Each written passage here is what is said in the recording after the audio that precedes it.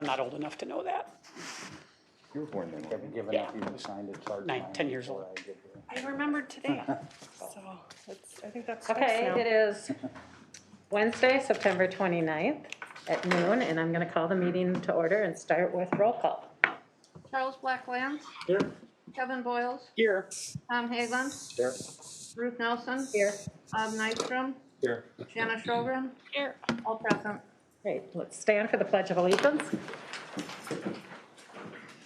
I pledge allegiance To the flag of the United States of America and to the republic for which it stands, one nation, under God, indivisible, with liberty and justice for all. And just a couple of quick announcements before we get started. This meeting is being conducted in accordance with Minnesota statutes 13B.02. Meetings conducted by Interactive TV. Persons may monitor this meeting from a remote location by watching on YouTube Live, and it is being recorded. And that will be available on the schools district website as soon as it is possible. And the maximum seating for this is 23, and so we will maintain that. And it looks like, I think we fit everyone in today, so that's great. Tornstrom has several. Oh, does it? students. Okay, Yeah. so there's some people in Tornstrom too, okay. And we'll start with our first agenda item, which is approval of the agenda as presented. Not even sure if we need to do this because it's a special board meeting. Yeah, we still need to approve Okay, it. Yep. okay, I'll move that we approve the agenda as presented. I'll second. okay. Boyles, first from Director Boyles, second from Director Sjogren. Any discussion? Hearing none, all in favor, say aye. Aye. Opposed, same motion. And the agenda is approved. And we'll go on to some fun recognitions here. Thank you. It is extremely exciting today to talk, to congratulate and to welcome to the 2021 Above and Beyond Award winners, to add 3 people to our team. As you know, I don't remember exactly how many years ago, but probably 10 or 12 years ago, several people throughout the district felt that it was really important to recognize people who have worked throughout the district and who have gone above and beyond. And oftentimes they're very silent and you don't even understand the extra efforts and time and commitment that people have given. And during these past years, we have been recognizing 3 to 4 people a year for incredible extra efforts to the school district. This year, we are really thrilled to announce that during the course of the first week of school, that 3 people were awarded this distinguished honor for ISD 181. And I'd like to take this time to congratulate Sally Bisted, special education teacher at Forest View Middle School. Jody Kuschel, special education paraprofessional at Garfield Elementary School. And Alexis Marcello, math teacher at Brainerd High School. Congratulations to these honorable and dedicated warriors, and we're just so very proud to add them to our Hall of Fame for this. So, thank you. That's it. Okay, thank you. That was wonderful.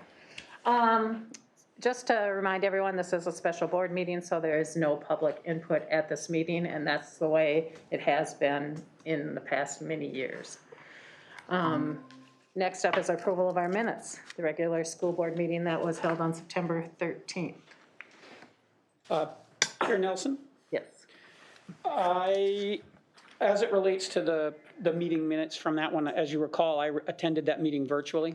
Okay. And although we sort of stipulated at the beginning that I wouldn't be voting during that meeting, the minutes reflect me abstaining from each vote, which I believe is procedurally incorrect. Okay.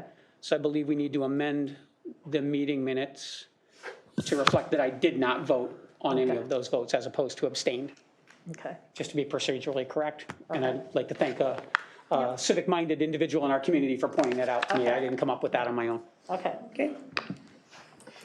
So would you like to make a motion with that amendment? I would move to approve it with the amendment as I discussed. Second. Thank you, Director Boyle. Second was from Director Nystrom. Any further discussion on the minutes? Can I just make one point too, that in the minutes, it does say that Director Boyles is attending the meeting remotely and could offer his input at any time, but would not be voting on any motions. There would not be any roll call votes because of that. And so I believe that it's addressed in the minutes, and so we can take off the abstention Yep, from I think we each just of them. remove the And then I extensions and we're believe, fine. I believe that it's adequate in the minutes. So if you're okay with that. I'm okay with that. All right, great. Wonderful. Any other discussion? Hearing none, all in favor, say aye. Aye. Aye. Those opposed, same sign. And the minutes are approved with that amendment that Kevin had requested. Next up is the consent calendar. So moved as presented. Okay. Thank you, Director Nystrom. Do we have a second? I'll second. Thank you, Director Blacklatz. And do we have some discussion? I think I do. we do. At this time, I would like to call John Erickson up to the front of the boardroom today, because as you notice in the gifts and grants, we have a very prestigious gift to the school district, and he is going to present this incredible gift to the school board today, and I'd like to turn it over to him to recognize one of our newest Hall of Fame recipients, who will be dedicated next week, and this gift that this Hall of Fame recipient has given to our school district. So thank you, John. Madam Superintendent, may I take the podium Yes, for a please, moment? yes.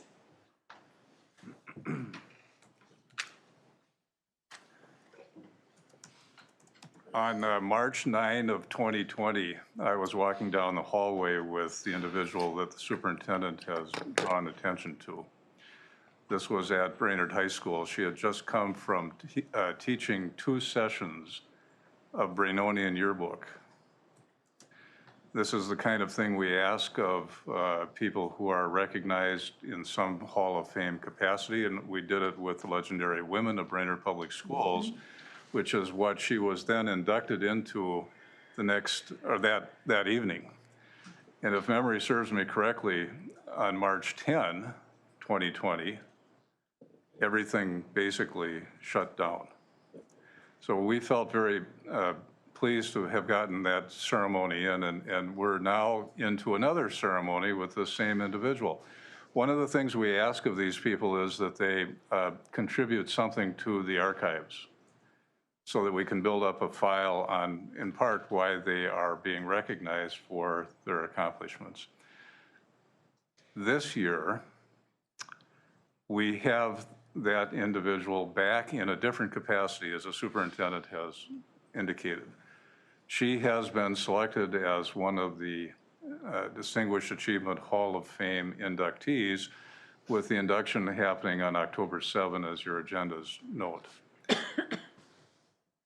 When we ask this question of inductees to Halls of Fame, we typically get miscellaneous items that end up in their files.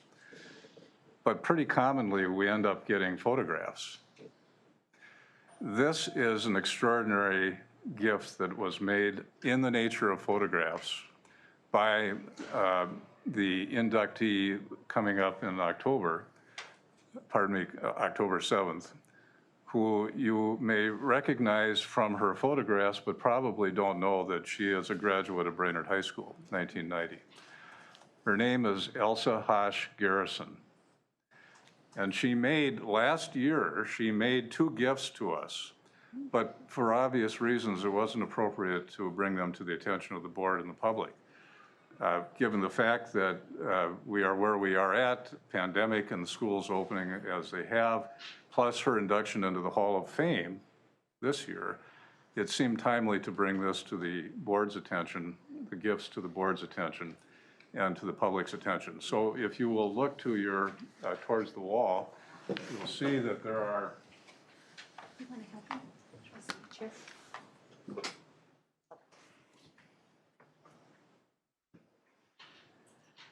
there are 2 photographs here.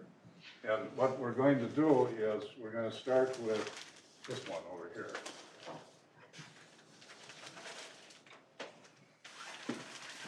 This is the first gift by Elsa Hosh Garrison. And if you are able to recognize a picture, it's of a women's soccer player winning a game in the World Cup in 2019. Elsa has signed this photograph and has the date of the photograph on it as well, giving it a name. So this is Megan Rapinoe, I believe is the name. This is a photograph that has been seen around the world. Elsa is a photographer for Getty Images. She's photographed countless World Cups, Super Bowls, World Series, Stanley Cups, you name it. You can't count them all. And she walked the hallways of Brainerd High School. The second photograph is probably even more well-known and more heart-wrenching.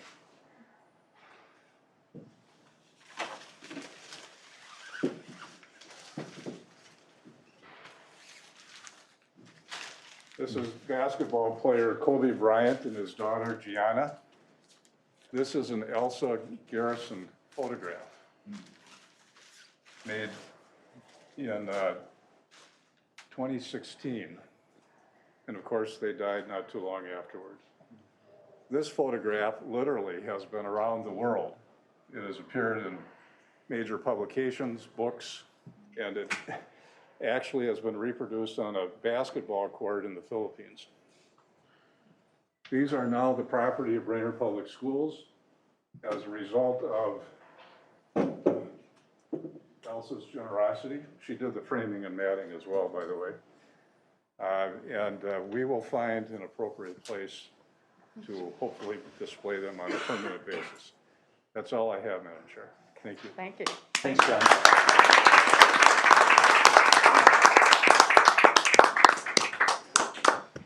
What a nice gift.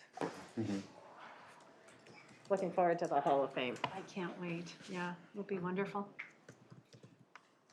So we do have a first and a second on the consent calendar. Is there anything else that needs to come to our attention? Hearing none, all in favor, say aye. Aye. Aye. Those opposed, same sign. Motion carries. Now we'll go on to presentations. First, we have Alyssa Thompson with food service.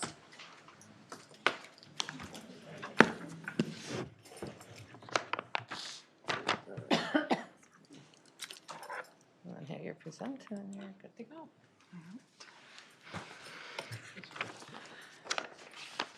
Good afternoon, everybody. All right, I am here today to talk about our supply chain issues that we're having. We had a few last year, and we're seeing now, we're what, 3 weeks into school?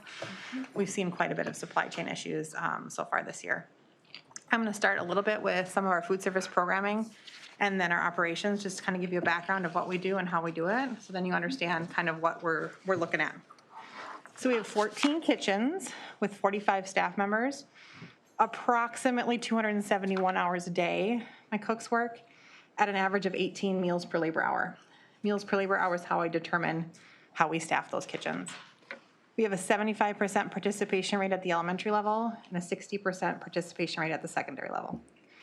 Approximately 5,500 meals are served a day. We participate in 7 out of the 15 federal grant programs.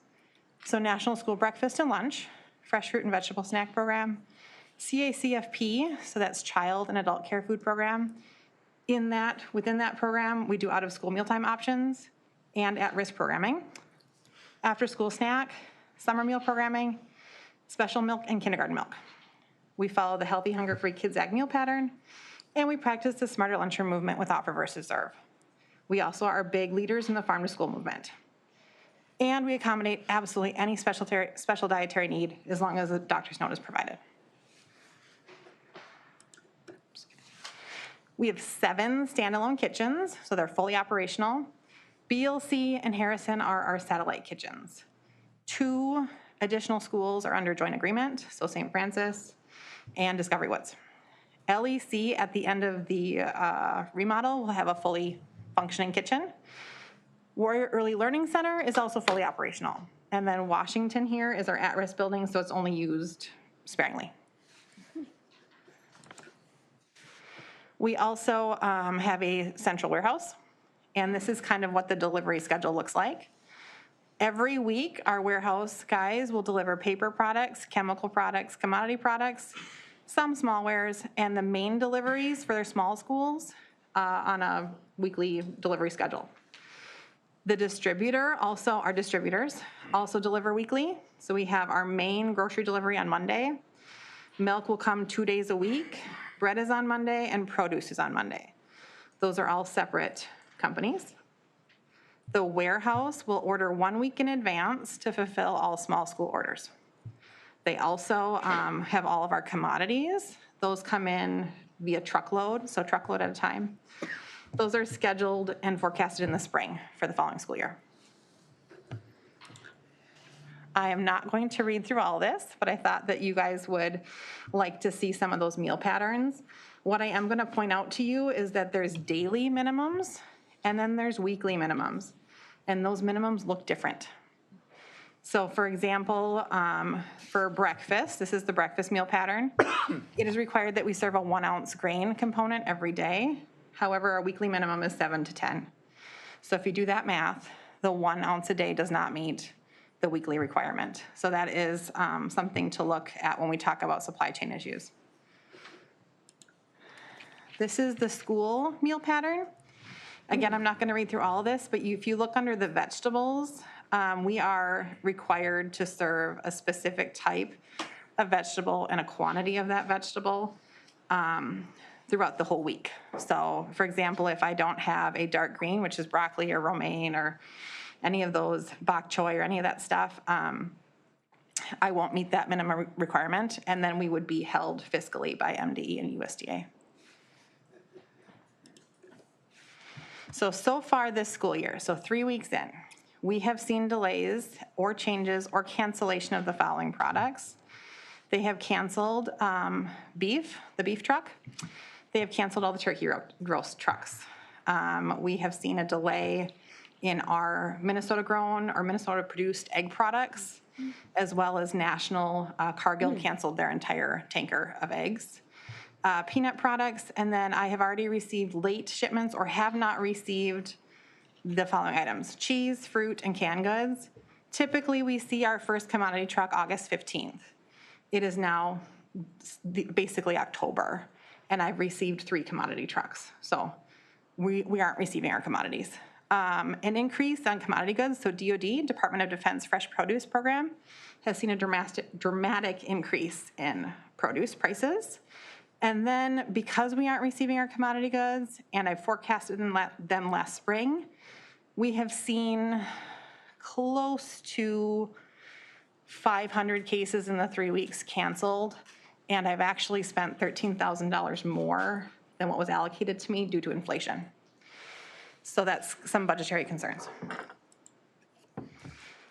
So now manufacturing shortages. So this is for our main distributor, which is Upper Lakes Foods, and this is something that is outside of their control.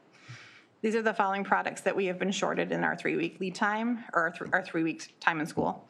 Yogurt, cheese, sour cream, lactate milk in the dairy, pizza, quesadilla, pancakes, hot dogs, I didn't put corn dogs on there, and handheld. Chicken has a 3 to 7 week lead time. Our Asian products have a 3 to 7 week lead time. And like I said before, we have a really hard time getting egg products. Grain, so individually wrapped breakfast items, oatmeal bars, pancakes, waffles, Pop-Tarts, and then cereal bowl packs. And then as last year, we can't procure gloves at a decent price. And now we're seeing shortages in bowls, which may not mean much to you guys, but if we can't get a boat to put on a tray, that's more labor. So why? Lack of raw materials and ingredients, labor shortages, and lack of transportation. And if you've watched the national news, this is a nationwide issue. I just feel like food service is seeing this in a real-time breakdown. So scheduling, menu, and budget implications. We are notified on Friday if a product will be unavailable for Monday. So our distributors are not notified if their shipment's going to be cut until after our order period expires. We order today for next week with a grace period of Thursday for changes. So Fridays are long days trying to figure out how to get food here on Monday. We are rarely notified if commodity goods are late or cut. So that's just sort of, you get what you get, even though you forecasted and purchased those goods back in the spring. And then we participate in something called net off invoice. This is a fairly complicated process, so the best way I can explain it to you is I take commodity entitlement money and I put it back to the food processors. So think beef. I take and I give that to a processor, which is Tyson, who then turns it into hamburger patties, and then I get a rebate off of each case I buy. So if an NOI product, and Tyson's having issues, is back ordered and is unavailable, then the money that I've allocated for my budget is no longer appropriate because I'm having to buy something sometimes $10, $20, $30 above what I have projected. So menu changes will happen on a Friday for the following week. There's no way of knowing that I'm not going to have yogurt or sour cream or chicken nuggets until that Friday. And at some point, a supply chain issue will affect every single one of those grant programs this school year. So my next steps in this process is to enlist a backup distributor. Right now we have Upper Lakes as our main distributor. So I'm researching avenues and regulations for procurement to see if I can get a backup distributor. Not that that would necessarily solve my issues because they're having the same issues, but maybe they have a product that my company that we've bid through doesn't carry. And then secondly is direct ship, skip the distributor, buy in bulk. I have met with a couple of people to do that, and we have already started doing some of that. However, you have to worry about expiration dates. And I have never done this because I like to keep our menus fluid and I like to try new things, but I've created a cycle menu. So a cycle menu is something that you just repeat the whole school year. And so we have an 8-week cycle menu that I'm just going to repeat the entire school year so I can forecast out into January. So we have started that process. We're going to reduce lines and options, especially at some of our secondary schools, and we're going to focus on our mainline menus and our special dietary needs students. So extra lines, a la carte staff meals, you may see a change in some of that stuff. You may not, depending on if we can find the product, but my focus is going to be on our mainline lunch. And then get creative. So, if I can't get a quesadilla, could my cooks within their allotted labor time make that? So we have to get real creative about what we're going to do and what we're going to serve. And then obviously have a backup plan to your backup plan, and then communicate. So our menus are always subject to change without notice. However, if you see substantial meal changes, we will be notifying parents and staff and schools of that change. Nursing staff is always notified. So if I'm switching out something that's on the menu and it's a different yogurt, that would affect a diabetic student. So we're always notifying those nursing staff. And then so far this year, I have managed to sub out product with very little interruption. So we may not be able to get a yogurt, but I have called and got yogurt from a third, fourth party distributor. So we're trying to make it so students don't see that impact. Anticipated challenges is storage. We have one warehouse and it is full. How are we going to manage that system and how are we going to internally fulfill those orders if we start buying in bulk? And then backup products. So like I said, I'm calling around to get yogurt. Well, within the past 2 weeks, yogurt's been hit or miss since August. My backup is always cheese. Well, now cheese is back ordered. So what do I do if my backup is out? Is I buy a grain for breakfast. Now we're seeing shortages in grains. So what do I do if I don't have my 3 backups? How do I fulfill that meal pattern? And will I need to fill out a waiver? And then like I stated before, kitchen and labor. Do we have enough staff to do more scratch food? Do we have the right equipment? Do we have the right smallwares? And then of course, do we have enough labor hours for that? And then special dietary needs. We've been able to fulfill all of this stuff with sometimes running to the grocery store to get some of those products. But I do have some students that have PKU products, so low protein foods. I do have some kids that need Thicket. I do have a ton of students that need gluten-free products. Are we able to continue to provide those services? And the answer is yes, but how do we get there? So that's just an issue that I'm looking at and the challenges that we have. And then finally, MDE and USDA has issued waivers. So if a meal component needs to be subbed with a non-food compliant, a non-compliant food, we can fill out a waiver. All of last year, so we had issues last year, I only filled out one. So we've been trying really, really hard not to do those waivers, because if I fill out a waiver, that means the kid is missing a component on their tray. And I just don't want to go there. So I'm hoping to not have to fill out a waiver, but again, we're only 3 weeks into school, so that may be happening. Does anyone have any questions? Alyssa, you mentioned that you've used grocery stores in the past. Yeah. If you found that you couldn't get eggs for a week, why wouldn't you use a place like Costco? So, egg products. Sure, I could go out and buy dozens and dozens and dozens of eggs, but we have staff that come in at 7 o'clock to serve breakfast at 8, and they're serving omelets, which is a frozen product. We just don't have the labor or time to be making omelets from scratch. And so when I'm talking egg products, I'm talking things like French toast sticks, omelets, hard-boiled eggs. I just don't have anyone to boil the eggs and peel them and serve them to, 3,000 students. Okay, So, yeah. Yeah, this is a real problem, because what do you do if you don't have enough food? Right. I can deal, we have dealt with labor shortages all last year. I think we were down 10 cooks most of the year. And I can deal with labor shortages. We can be creative.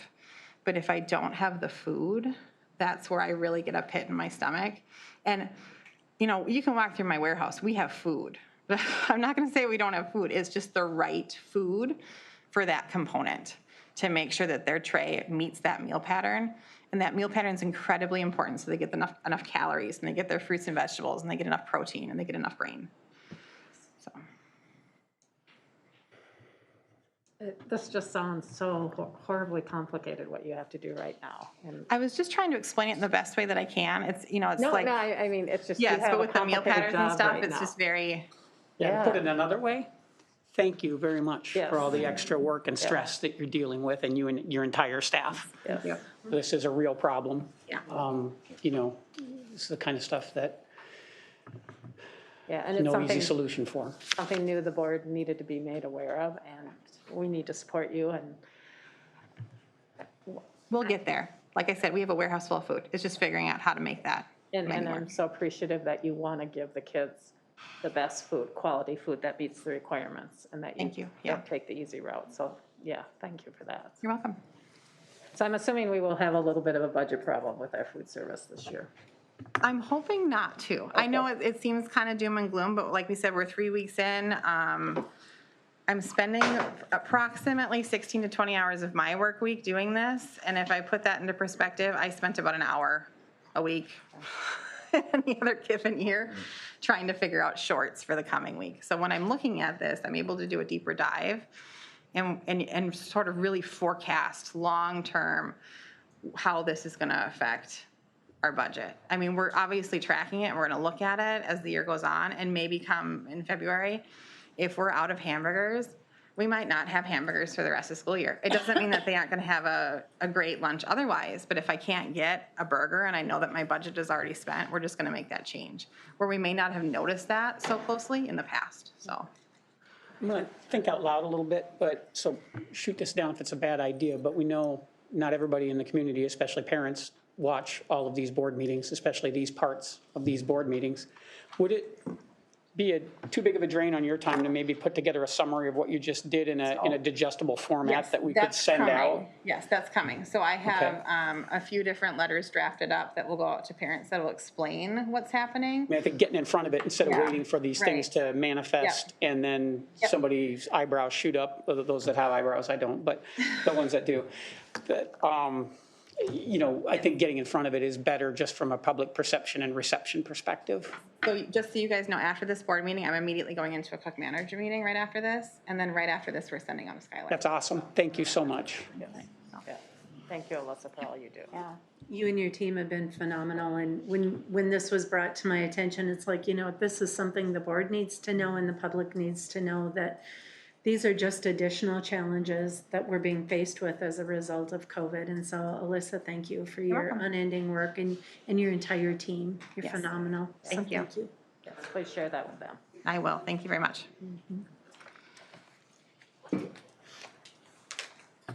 Okay, now we have Norby Clement to talk about the transportation update. You're up. Right here. All right. So just get a brief update on the transportation situation here, and I'll actually back up. First off, thank you guys for all your commitment and leadership here and supporting us, and it definitely is all a team effort.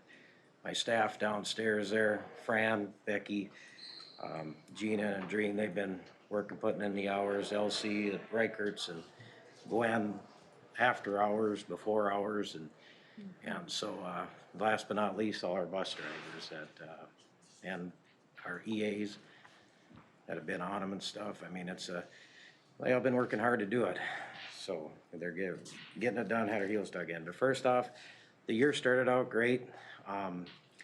Reicherts did a good campaign. They had ample staff there. Offices were full. Every route was fulfilled. And then we got into 2 weeks. And then 2 drivers unexpectedly quit. 3 drivers went out with COVID. And 2 had to leave for other medical reasons and basically retired. So then 1 week, we went from fully staffed down to, we're running short, 7 down.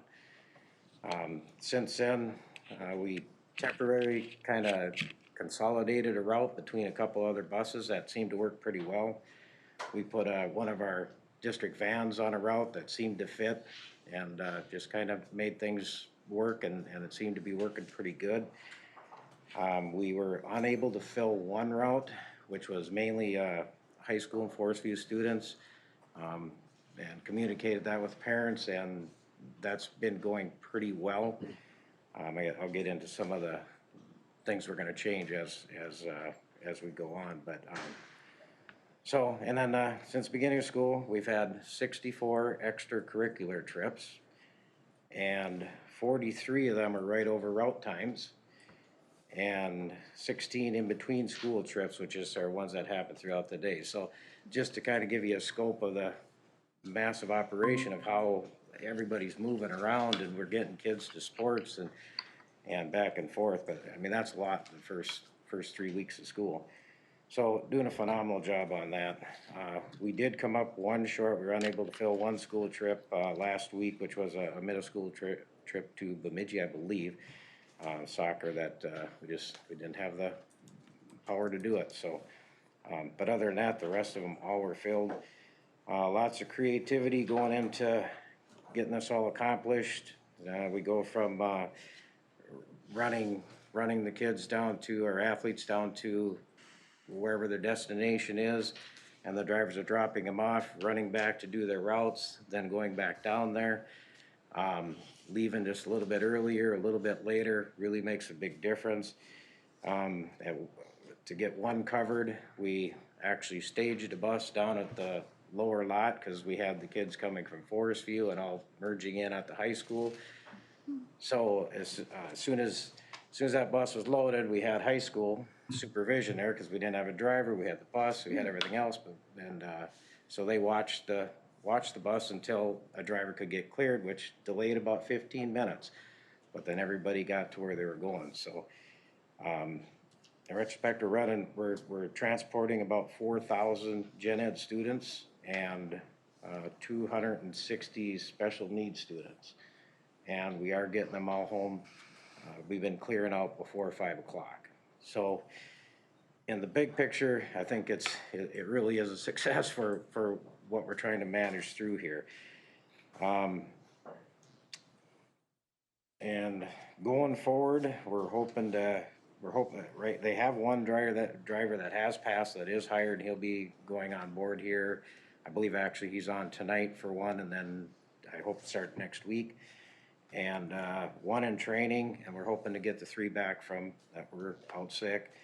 And they are starting a new marketing campaign. I have one going, but trying some other alternatives, staying tuned for that. That'll be, I think, in the dispatch this week and stuff, so hoping to get some more community support and different things on, you know, that those sign up, or ones that have been existing drivers that just been hesitant to come back.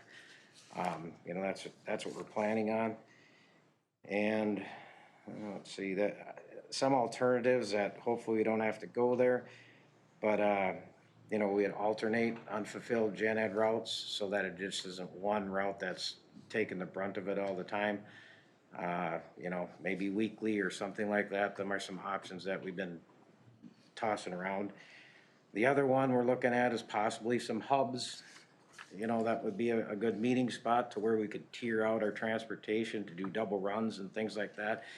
The problem we have in our district is it's so huge that you can't really tier to go to everybody's residence because there's just not enough time to run out and come back for, you know, you could run your elementary route and then go back and get your your middle school kids and high school kids. So it's just really tough to do any big scale tiering. But we are gonna look at hubs if it gets to that. I mean, that's just another option that we're kind of researching there. Yeah, and then a little more vans on our special needs routes possibly. The licensing is easier there. You know, it's still trying to get a hold of staff to do that though. It's just, everybody is just short staffed, so. Yeah, that's about what I got. I did some from the Minnesota School Bus Operators Association when they were asked to survey, and I'm not quite sure how many were in all this, but out of various questions, there was only 2.22% that said they were fully staffed at the beginning of the year. So we are fortunate enough to have that. And one other thing I got out of it is some of the money and bonuses and different things that they are throwing out there. They're just, a lot of these bigger schools, they still aren't getting it there. And so I don't know, we're doing well for what we have, so. I think the most important thing to know is you may have heard that some of the extracurricular routes and stuff are kind of decided right at the last minute. And I just don't want anyone to think that it's not that they're not trying to be really creative with these routes. And the fact is, these drivers are amazing. They'll go and do their route and then they'll take an extracurricular right along top of it. And so, so far, we've only had to not address one of our extracurriculars, but we're hoping that we can keep our bus drivers healthy. Yeah. And running the routes throughout the year, because this certainly is an issue, and you're hearing about it everywhere right now as far as transportation. So Yeah, it sounds like we're doing better. we're doing than really well, and a lot of districts. thanks to Elsie and Mark and Mike at Reichert's. Yeah, big time. They They really really have stepped up from, stepped up this fall, and so that has been a lifesaver. So Yep. well, Norby, you and your team are amazing as always. And again, we only hear when something's not working, right? But once again, this is another real problem that we have to deal with on a day-to-day basis, and, you know, let us know what we can do to support you.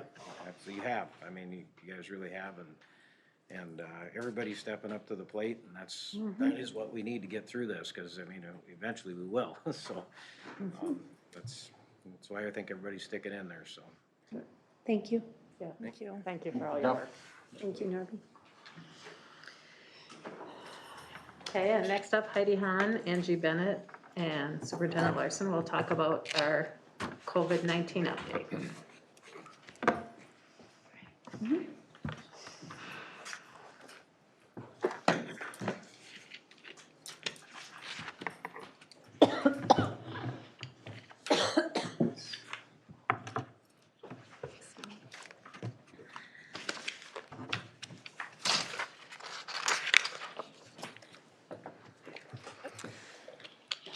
Good afternoon, members of the school board. We're back once again with our current COVID report for our school year. Again, just our priorities that we continue to focus on. Number one is the safety of our students and our staff, and the second is on keeping us in person all year long.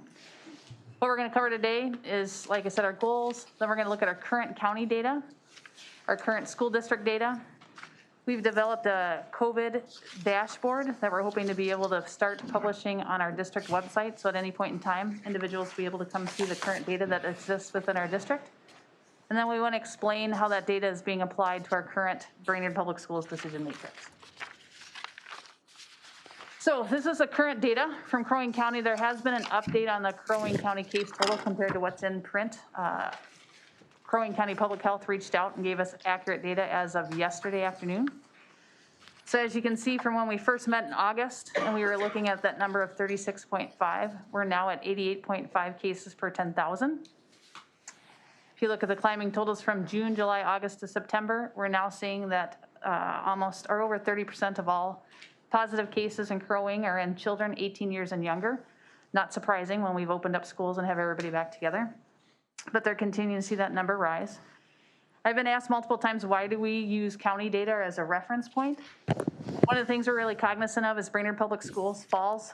Brainerd is the county seat for Crow Wing County. When you look at the majority of residents, they reside within that Brainerd boundary. Our businesses, transportation, all these things that are running typically are in that county hub and county seat, so we're very cognizant. And Brainerd Public Schools spans 515 square miles within that county boundary. We do need to provide some clarification. We are not using county data specifically for learning model shifts, like was done last year. I've received questions about that. We're using county data as we look at what mitigation strategies we need to have in place. So there's been some confusion, especially on social media, regarding the intent of that. This is not a learning model decision matrix. This is a mitigation matrix that we're using. One of the things that public health asked that I relay is that when you look at this time last year, positive cases for children made up only about 9%. And that's where this Delta variant has really impacted or made a difference. We're seeing the positive cases in children over 30%. This was one of the matrices that we developed to really look at what would it be or how would we apply it. Right now, according to that county data, we're in that high range. We're over 50.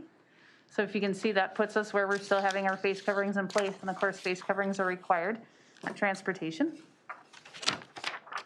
Last time when we met at the board meeting, we really tried to look at what would a building matrix be, or what type of cases do we need to look at. So when we're looking at the positive cases, we're falling in the moderate to substantial range, meaning 1 to 2 positives in classrooms of 30 students or in those groups of 30 students.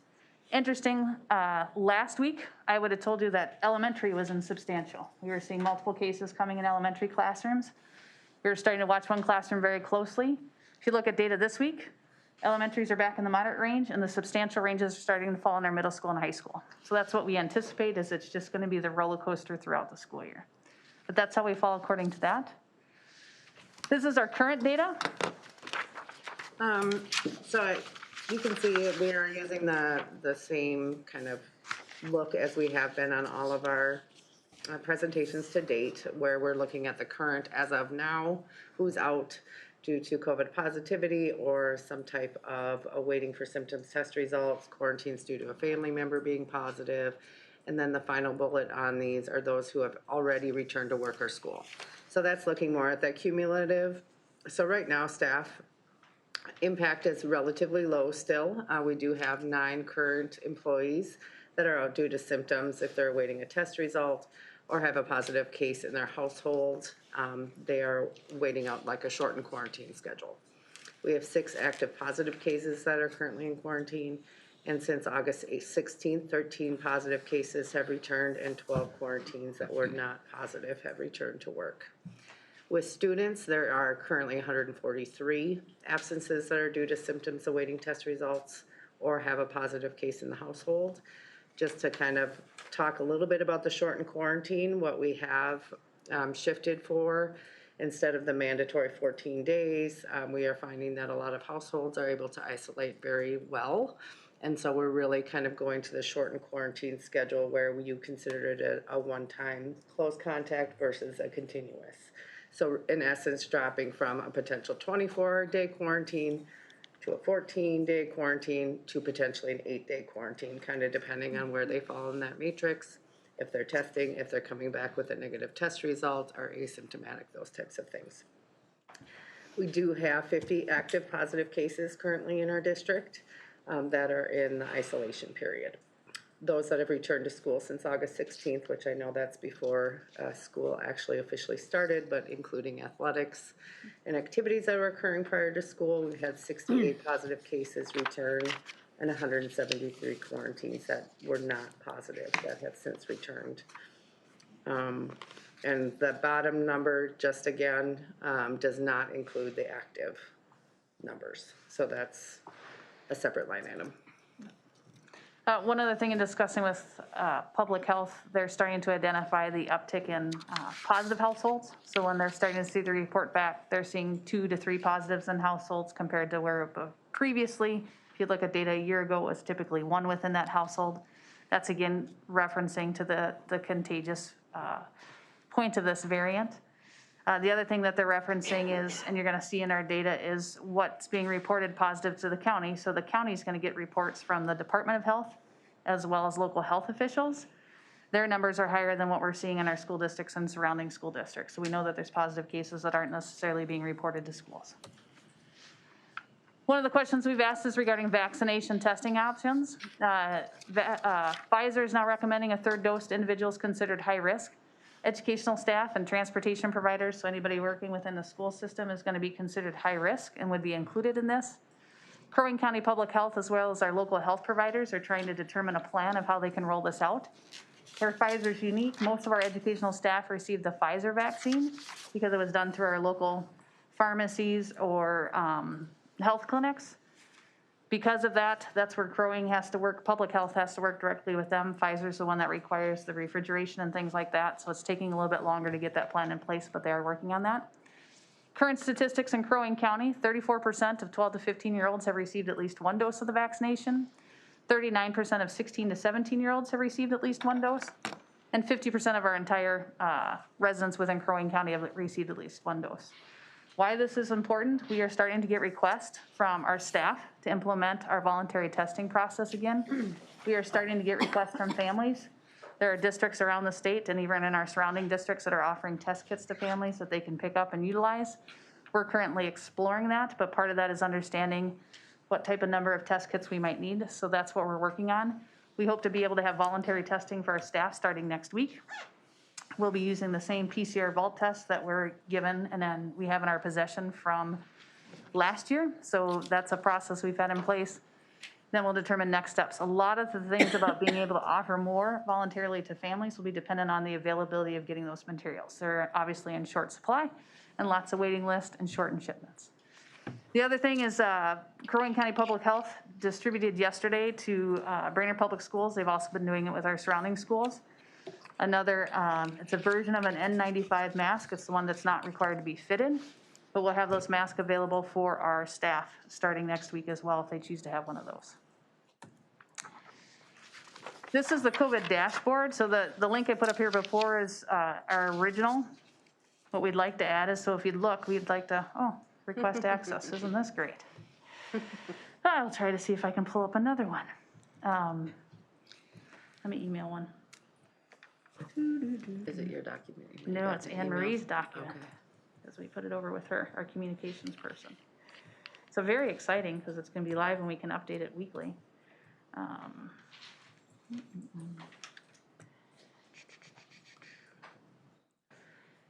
Should have tested it out with you, Janet. Angie, while Heidi's looking, where will this COVID dashboard be located? It'll be on our COVID tab. On the website? Pardon me? On the district website? On the district website, So I've yep. gotten Kind of questions where we're about that. People are housing. wondering about the real time, so that's the, Yep. people can go each Wednesday to get an update. Okay. And then for the test kits and the additional testing options, the voluntary testing options, make sure I get that word in there. All voluntary. Where does the recent state grant for that fall into that? Is that all part of that? Good. yeah. Go ahead. Okay, I was just gonna say, there is a grant application that we're working through, that can get additional funds for testing. So we're looking at submitting that application by trying to figure out all the things, like what is gonna be the cost for the materials. Right now, it looks like we can get a lot of the testing supplies free of charge. So a lot of the grant might be for additional staff to support this. Our nursing staff has been fantastic, but continually adding another layer of duties to these staff is concerning. So we're just kind of trying to work through what is this process gonna look like. Okay. We did do the staff voluntary testing last year, so we're much more familiar with that. It's the rapid tests that get a little more complicated because there's only certain ones that you can give to students if they voluntarily choose to do it. There's only one that you can do for staff, and that one is you have to get a waiver, right? Yep.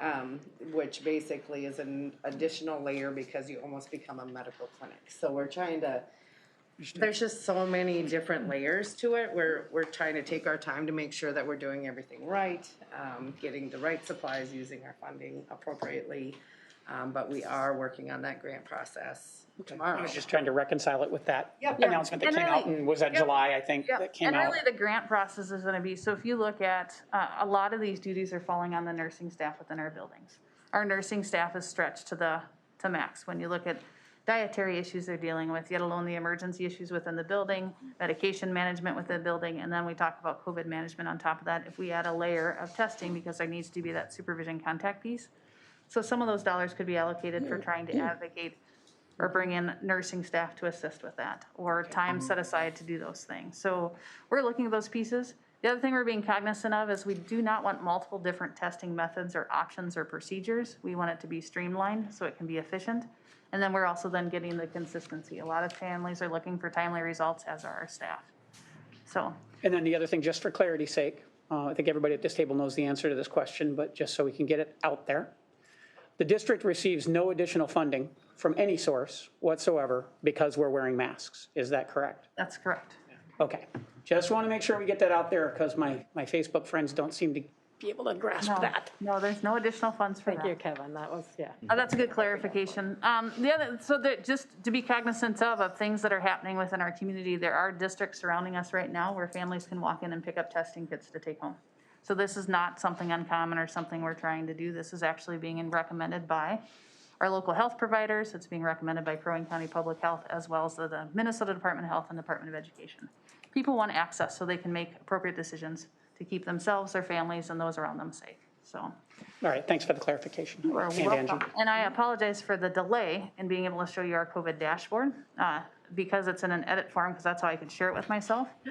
What this looks like is it tells you all of our buildings, as well as then it tells you the student population and the staff population within those buildings, and it'll let you know then in that weekly format, what we have for positive cases.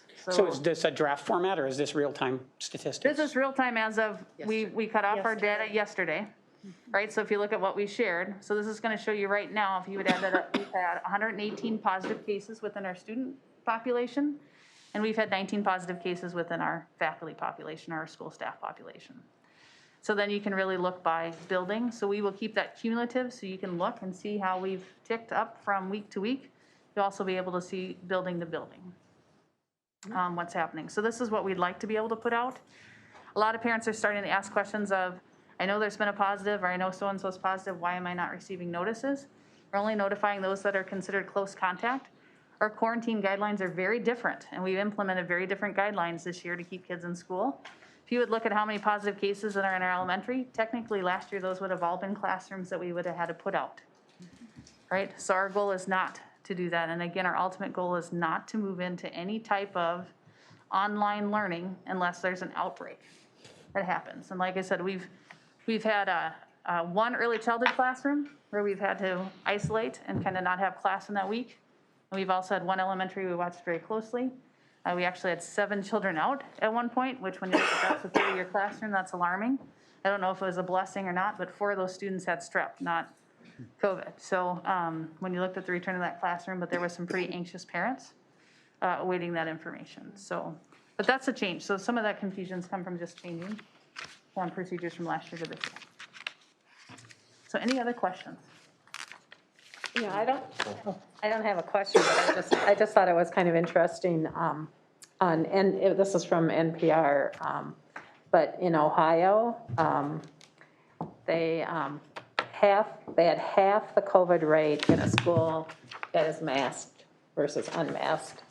And another study, that was one study, and another study, and this was Dr. Adam Messoff he's the chief medical officer at Dayton Children's Hospital, where if your school district is masked from the beginning of the school year, there was an 8.4% chance of an outbreak. If it was after school started, there was a 32.5%. And if there was no mask mandate, there was 59.2%. So I just think our decision to require masking right at the beginning of the school year is part of the reasons we haven't had to. Well, Heidi, Sending you're in classrooms, contact yes. with surrounding schools. How are we comparing to some of the ones around us as a percentage of, like in a percentage basis? You know, I think they're all dealing with their unique issues. And I think one of the big unique issues when I talked to all of our area superintendents yesterday was when you look at the positive cases we know that are existing in Crow Wing County, and you actually look at the numbers that are being reported, so we talked about positives within their district, they're not matching, right? So interesting, and they're also talking about how people report. So because we're very active with our nursing staff, we're reaching out. Our families have been phenomenal, our students have been phenomenal, our educational staff is watching attendance patterns. Our numbers can tend to be accurate. They're starting to have concern. They're seeing large absences at times, but again, when you don't have a report. I don't want to speak specifically because I think it's their story to tell, but there have been staffing issues that as staff members are getting sick and things like that.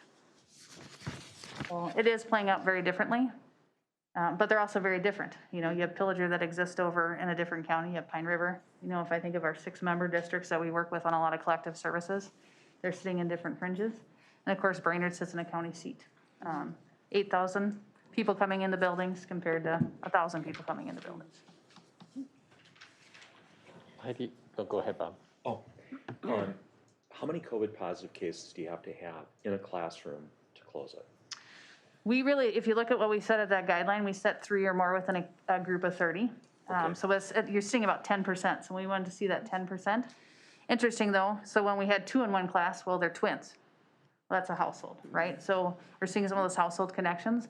But when we start to see that difference, like I talked about the one classroom where we saw 7 students and 4 of them were going out for testing, that was one we put a pause on. Families were notified, they were anxious, we were waiting, and again, very committed to the health of each other and the kids in that classroom. So typically it's about that 10% range, or when we start to see it go that way, we start meeting, we dig in deeper, we start talking to families about what's happening.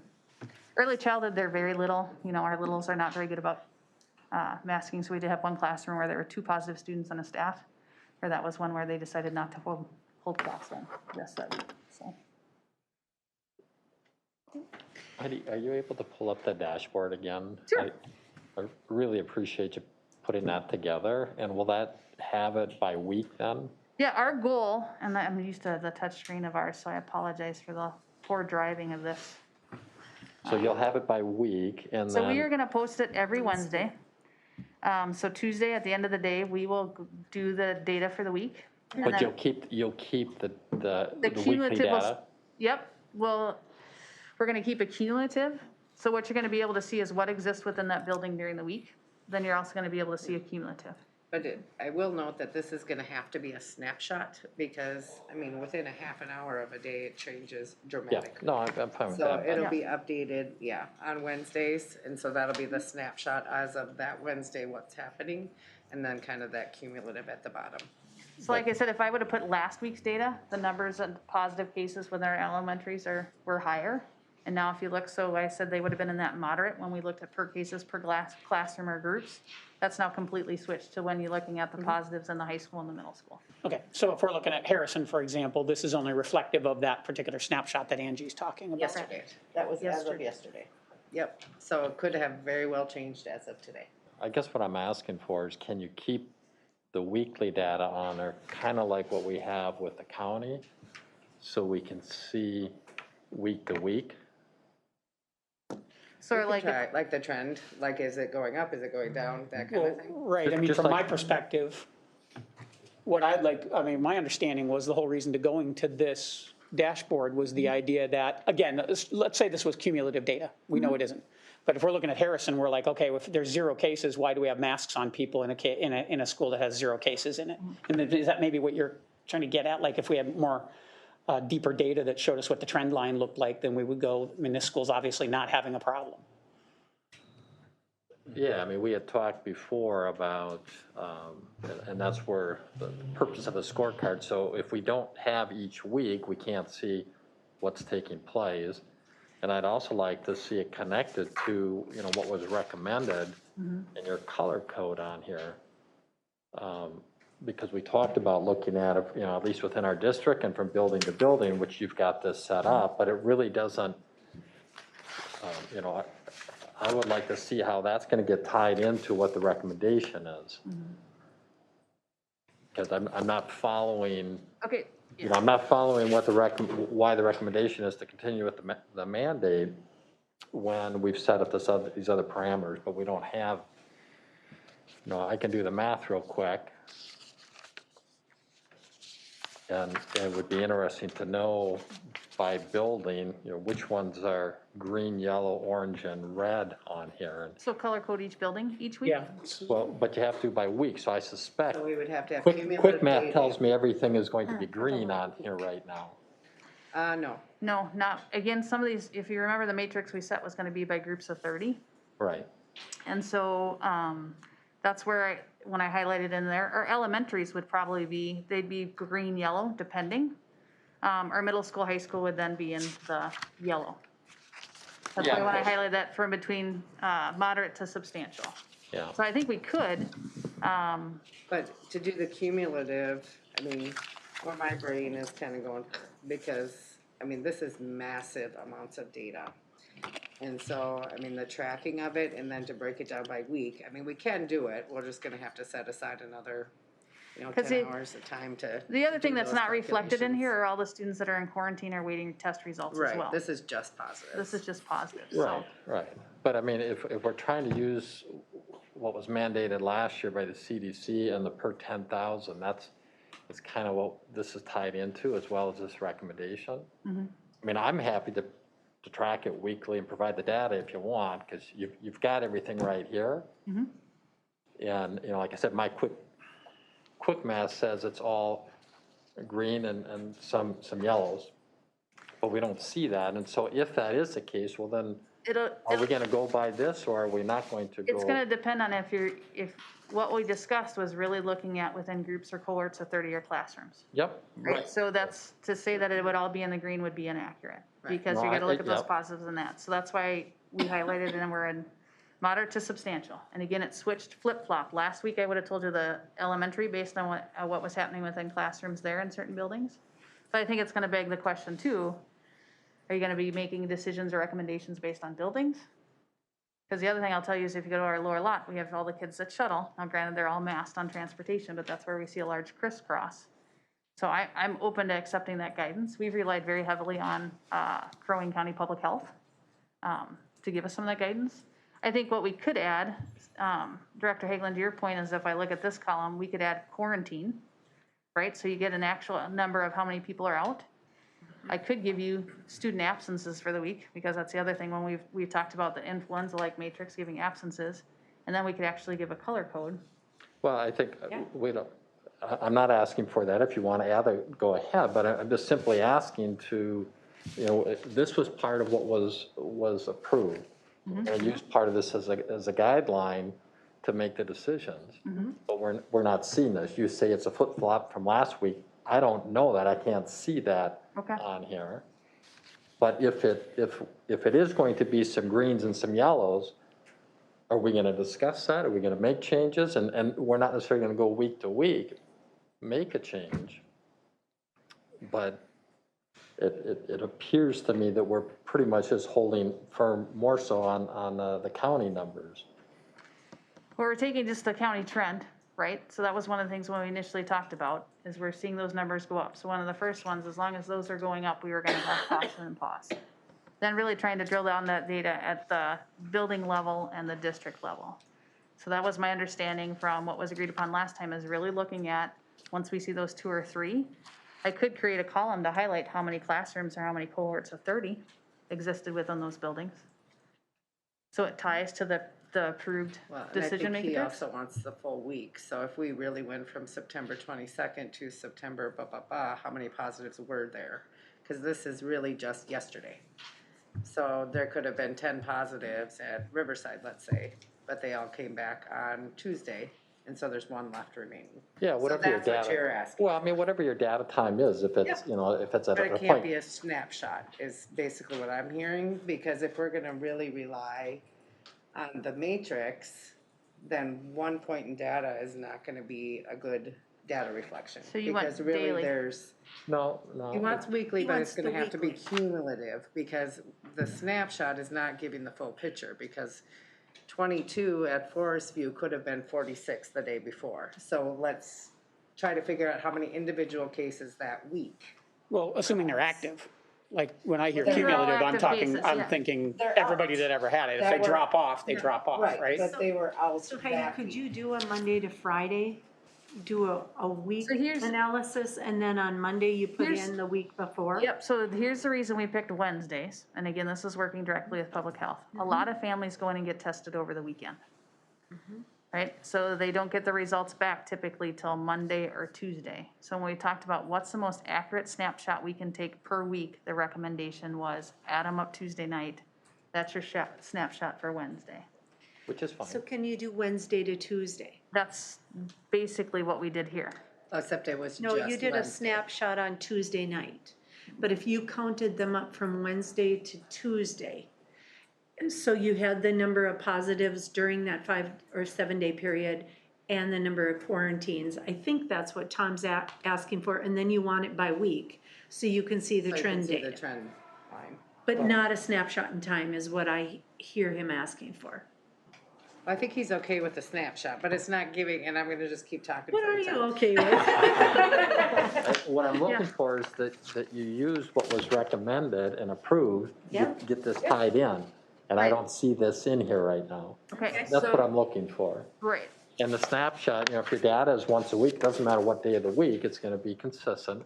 It's one day of the week. So if I look at this, you know, I'm assuming on that first top line item, Early Learning Center, that there's 1 and 0. I don't know if that's, Then I can tell you from this morning, now we have 2 more staff, and, I mean, that's what gets, it's no, such. no, just, moving let me target. just finish. Heidi. Okay, I don't know if that 1 and 0 is 1 and 0 as of the last 7 days, or we looked at it yesterday, and yesterday it was 1 and 0.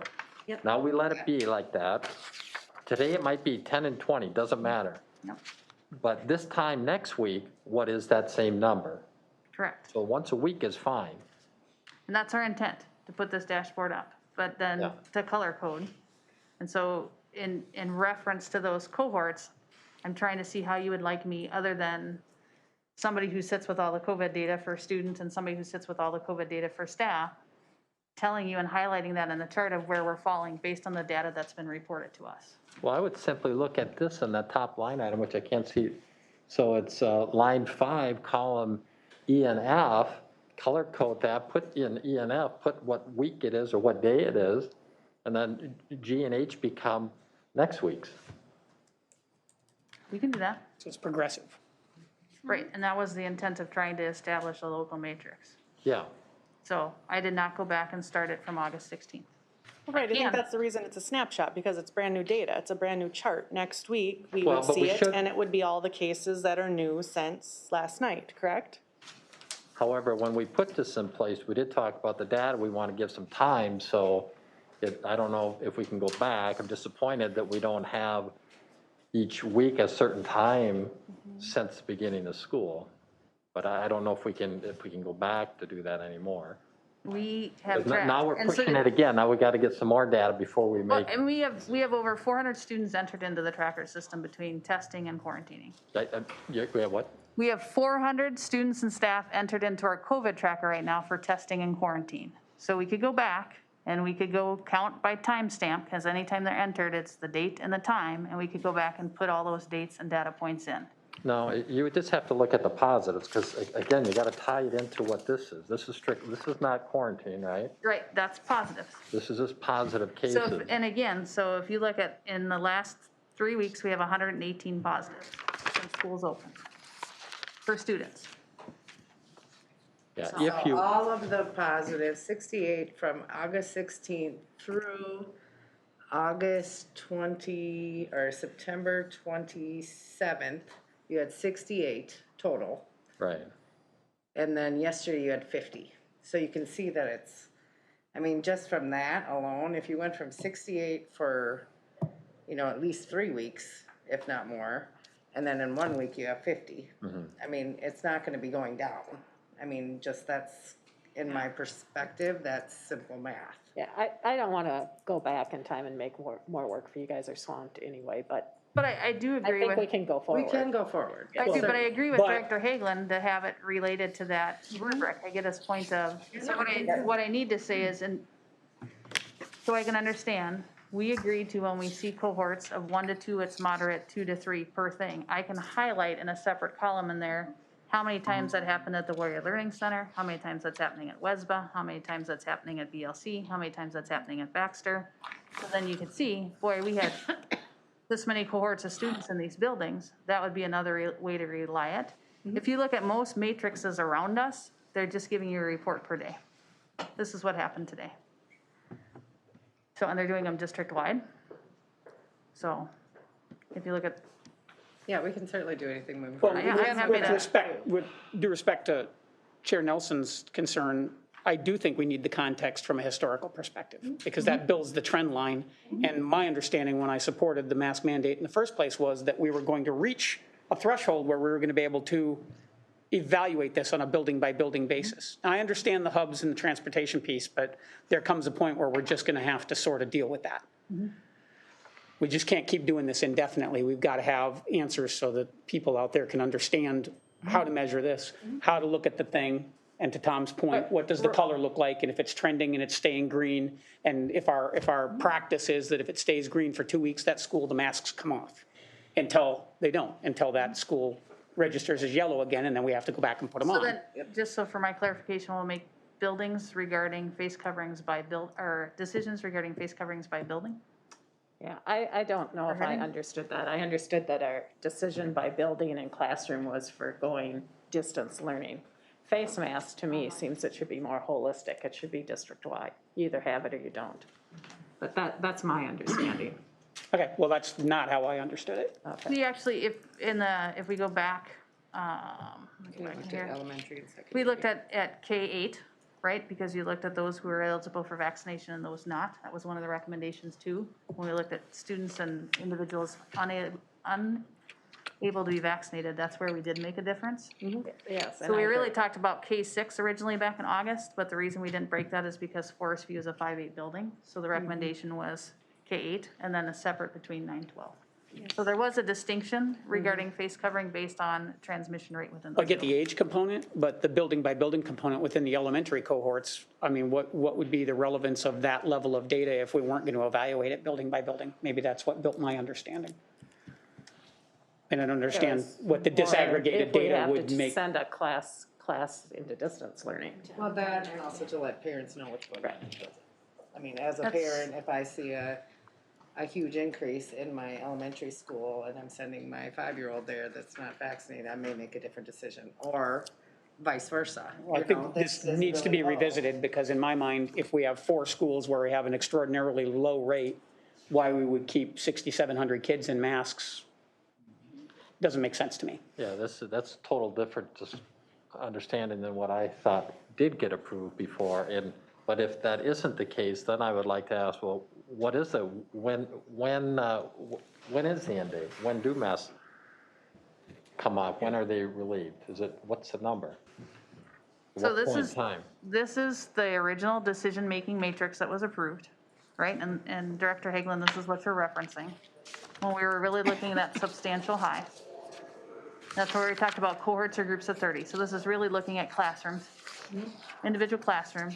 And then what gets interesting, of course, at the high school level, it's very different just because of moving from course to course.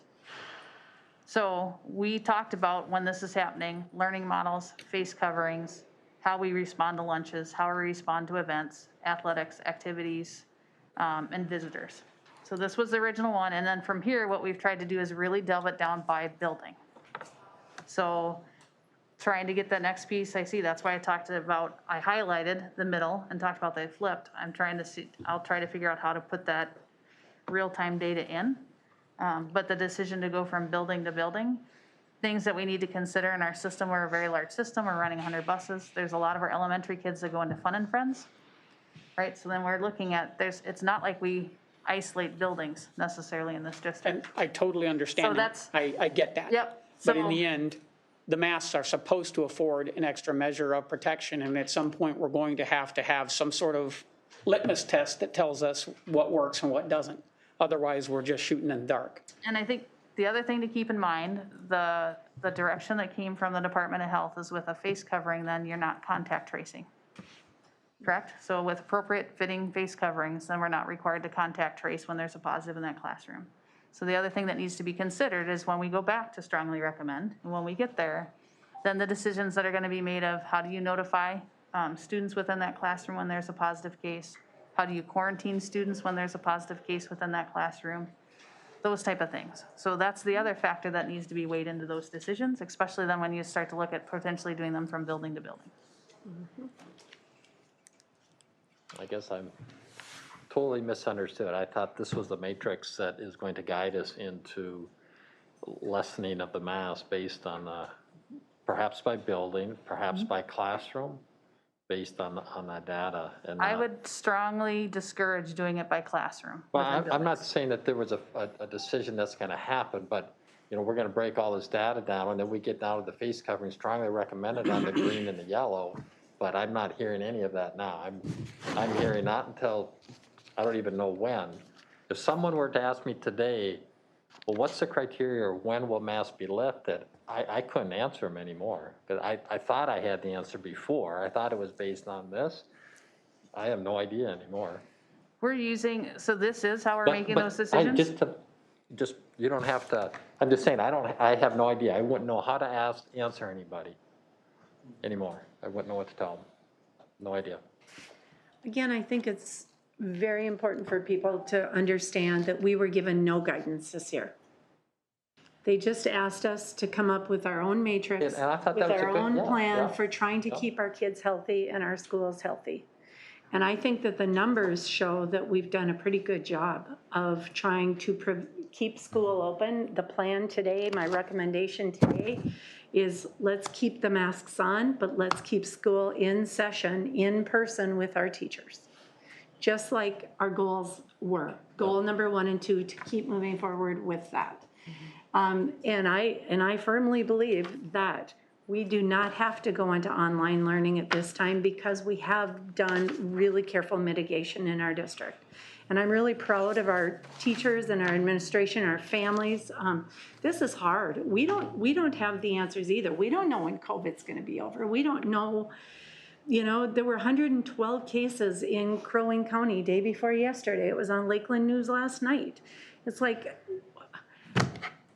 we're just To be doing clear, the- I'm not criticizing or questioning what's been done from September 8th through September 29th.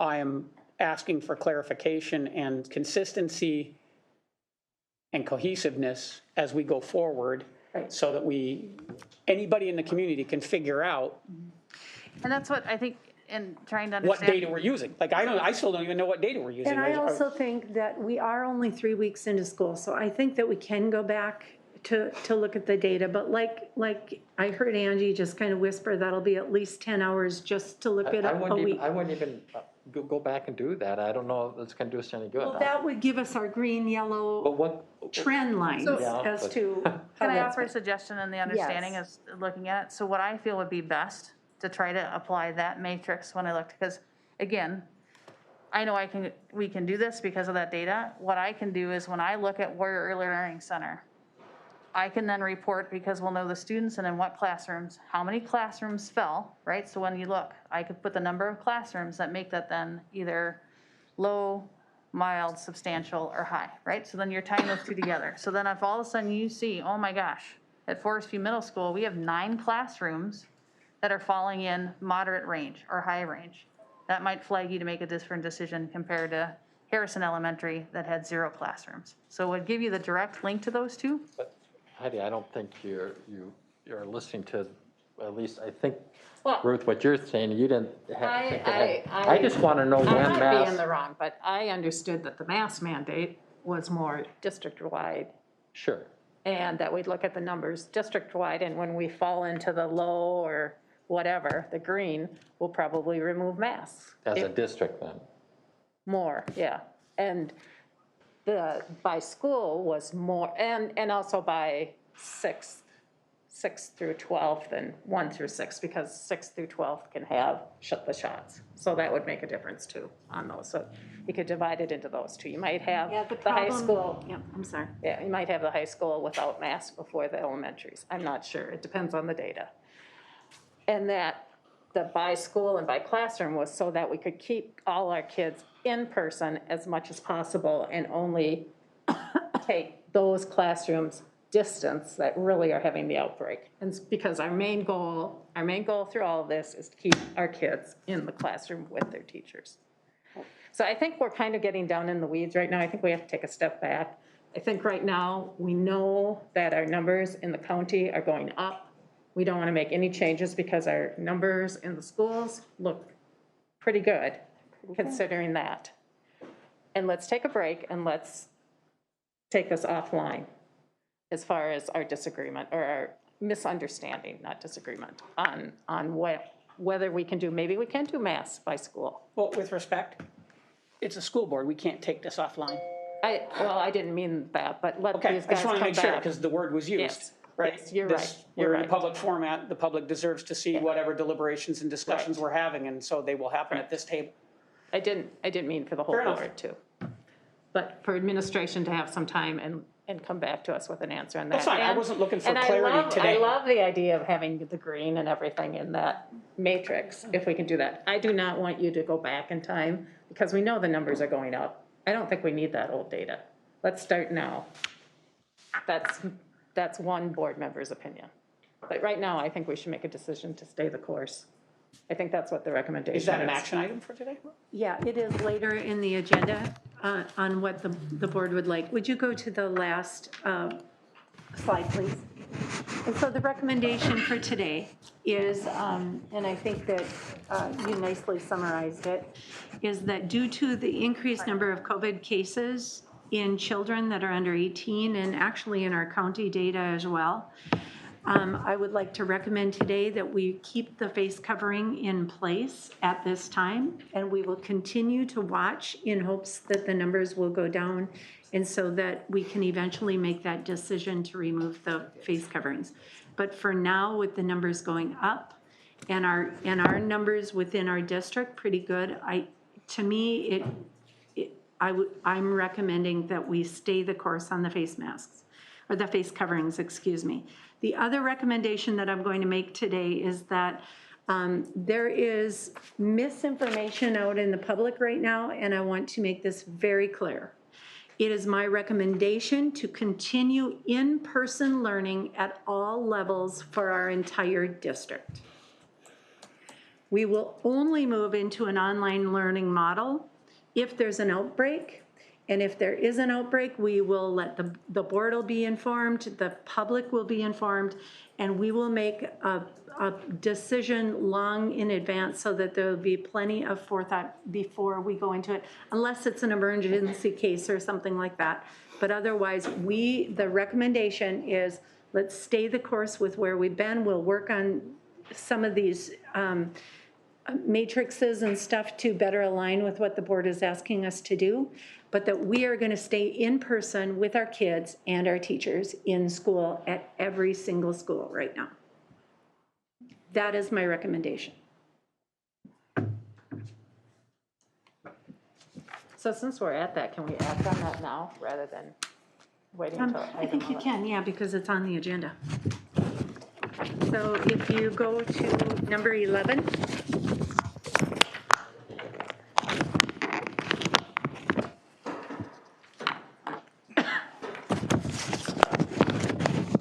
And what this is there's empty space in case you wanted to make changes. And so I think what you could say as a recommendation is to keep the plan with the two recommendations as outlined by Superintendent Larson, and with whatever changes you would like us to make or anything that you'd like us to add for the next, to get more data. Maybe two different action items? It sounds like it is, yeah. It would be clearer, first just to maintain the course. It's special board meeting. I'm not sure we can change it. I just have it be two parts, like an A and a B, Well, because we only have one action item. I just don't want to get called on doing it wrong. Do you have that ability if a board member requests that? Well, Not can we in- just direct you to come back at the next meeting Sure. and not make it an action I item? mean, for my part, I'm fine with staying the course until our October 11th meeting. Okay. But I think we need to have a much more definitive conversation Okay. and action sequence around Well, this. and in our notes, we can certainly put that we're going to do some more work on that newest matrix as you've, it's not called a that's fine, matrix. okay, yeah. Yeah, but for now, that we would stay the course until the next board meeting, and we'll look at it again at the next board meeting. I agree with that. And then we will really work on that document, because I To be clear, see, what I would anticipate wanting to see at the next board meeting would be a visual aid or live dashboard or whatever it is that is easy enough for everybody in this room to understand, okay, that everybody knows, so that if I get an email, I can direct them there and they can see for themselves exactly what's driving the decision-making process for recommendations for masking or not masking. Because it's murky right now, and to Director Hagen's point, I don't think I can explain it to somebody. but you are okay taking the data from now, from this week, and moving forward? You don't need us. That's fine. You don't need us to go back to the beginning of the year? I'm You're okay. okay with that? I'd rather have seen it, but whatever. Well, okay. I mean, I think to Chair Nelson's point, what we're gonna see is a hockey stick. We're gonna see it started small and it got big. Yeah, I just, as you look at, like when we were talking about MCA data and stuff like that, a trend line is multiple data points. The more data points you have, the more you can look, whether you're looking at the Dow Jones Industrial Averages or, temperatures or whatever. So, I mean, again, if it's a lot of extra work for them, I don't want to cause extra work when they're already buried, but it would be helpful to have from a contextual perspective. Not a hill I would we'll die try to on. do that. I will leave it to you and your team to decide what to I do. mean, that's fine to not go back, that's fine. So do we have a motion to approve maintaining our current directives as far as the COVID plan? Do we need to act on this if we're not making any changes? I mean, to me, our previous action stands. We're We not probably requesting don't. any changes. Table it till, not table it. I don't even October. think, I mean, Just it's table just, it. there's no change. It's stay the course. We've already acted on this. I don't know why we would do it again. Okay. Yeah, if I could just make a comment on that, I really anticipated this meeting, thinking that we're gonna have the data since the beginning of school, that we could make some decisions, so I'm really disappointed that we're now just kicking the can down another 2 weeks. And which is just, it's disappointing, but 2 more weeks. And I guess I would just, I respect where you're coming from, absolutely, but I just think we have to note the fact that we have children that are in school still, and it is really tough to measure prevention.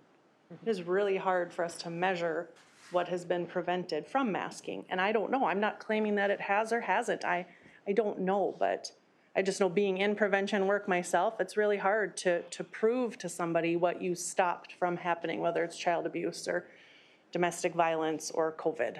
So I just think we're in school and we have healthy kids, so I think that's a win right now. And I would also echo what you said, and Tom, I understand your disappointment, but I would say our staff have been working overtime, way overtime, and they've done the best they could based on the directions we've given them to date. And I think we have to give some understanding and be grateful that they're working as hard as they are. They're doing a tremendous job. I'm not saying anything negative with our staff. I don't even know where that's coming from. Well, because you said you were quite disappointed. Well, I'm just, because of the data, I mean, this is a critical thing. I've received more emails on this issue than anything else, and now here we are and we don't have it. I cannot tell anybody in our community. So who are you disappointed with then? I can't tell anybody in our community, what basis are we going to use to decide when masks will be removed? I no longer know. I thought that I did, but I no longer know. That's why.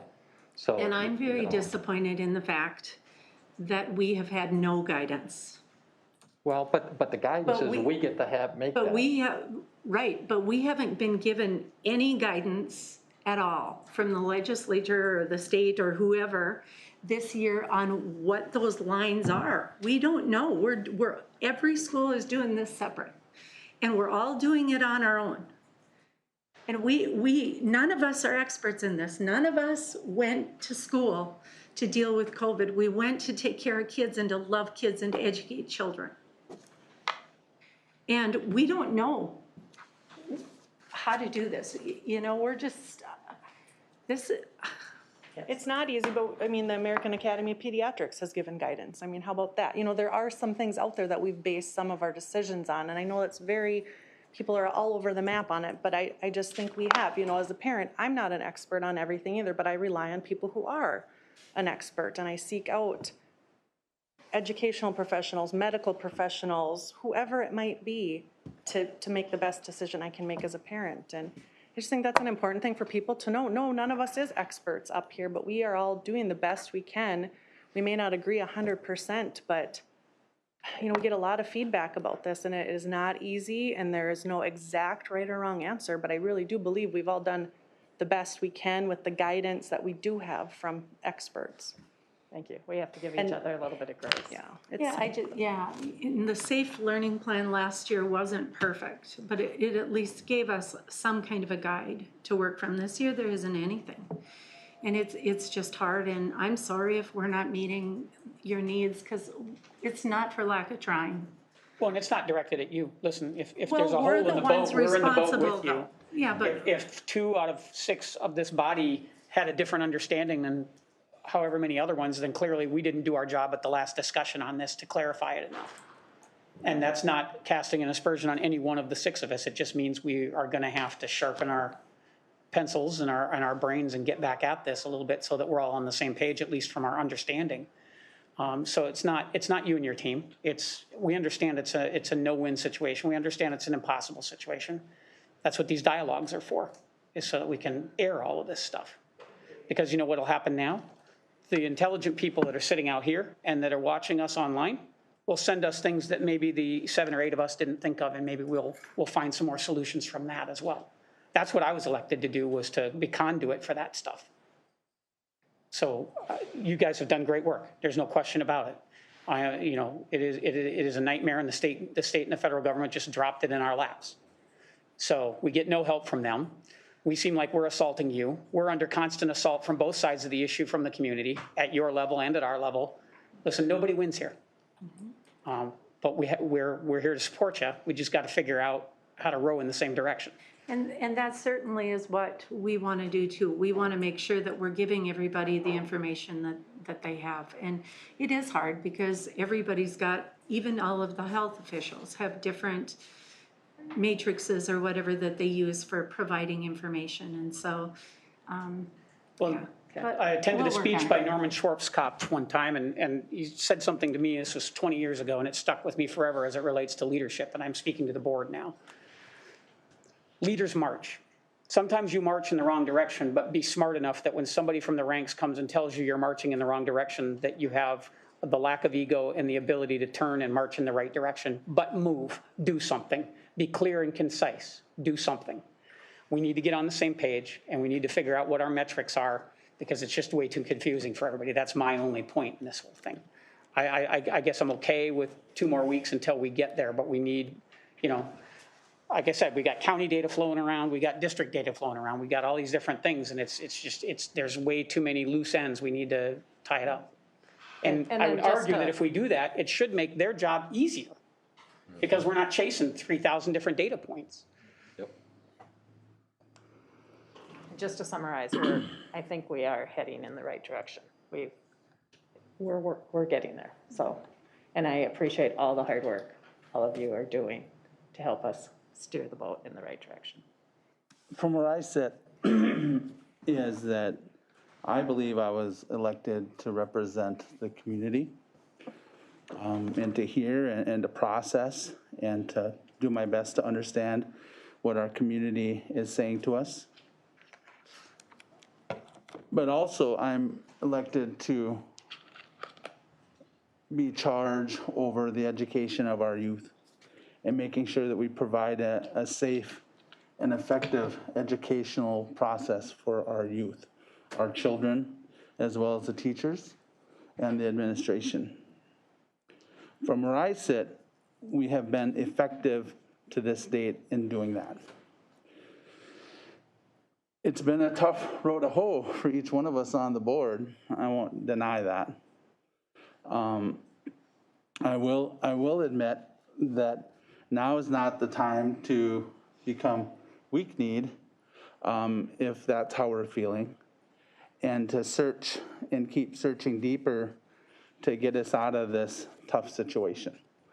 Our eyes must still continue focused on what's best for our students, not on what's going to make it easier for us in the comfort of our home through emails or threats or death threats. Our job is to focus on the health of our students, and to this date, our students have been safe. Our faculty and staff have been safe. There's some outliers to that have come down with COVID, but that remains my goal. And we can talk this and look for data to get us off point. And I'm fine with doing that, but we need to stay focused on the students in that process. I can find nothing to disagree with you on there. I'm just looking for clarity so people understand what the path ahead looks like as soon as we can provide it in an intelligent format. It was very well said. Any final thoughts? Okay, we'll proceed on, thank you. I think we all want that, so. So now we're on to for action, and we'll have a Blueprint 181 project update with Damien and Scott.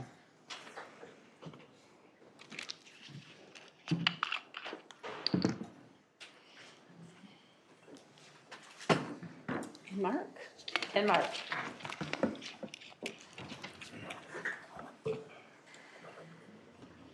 Welcome.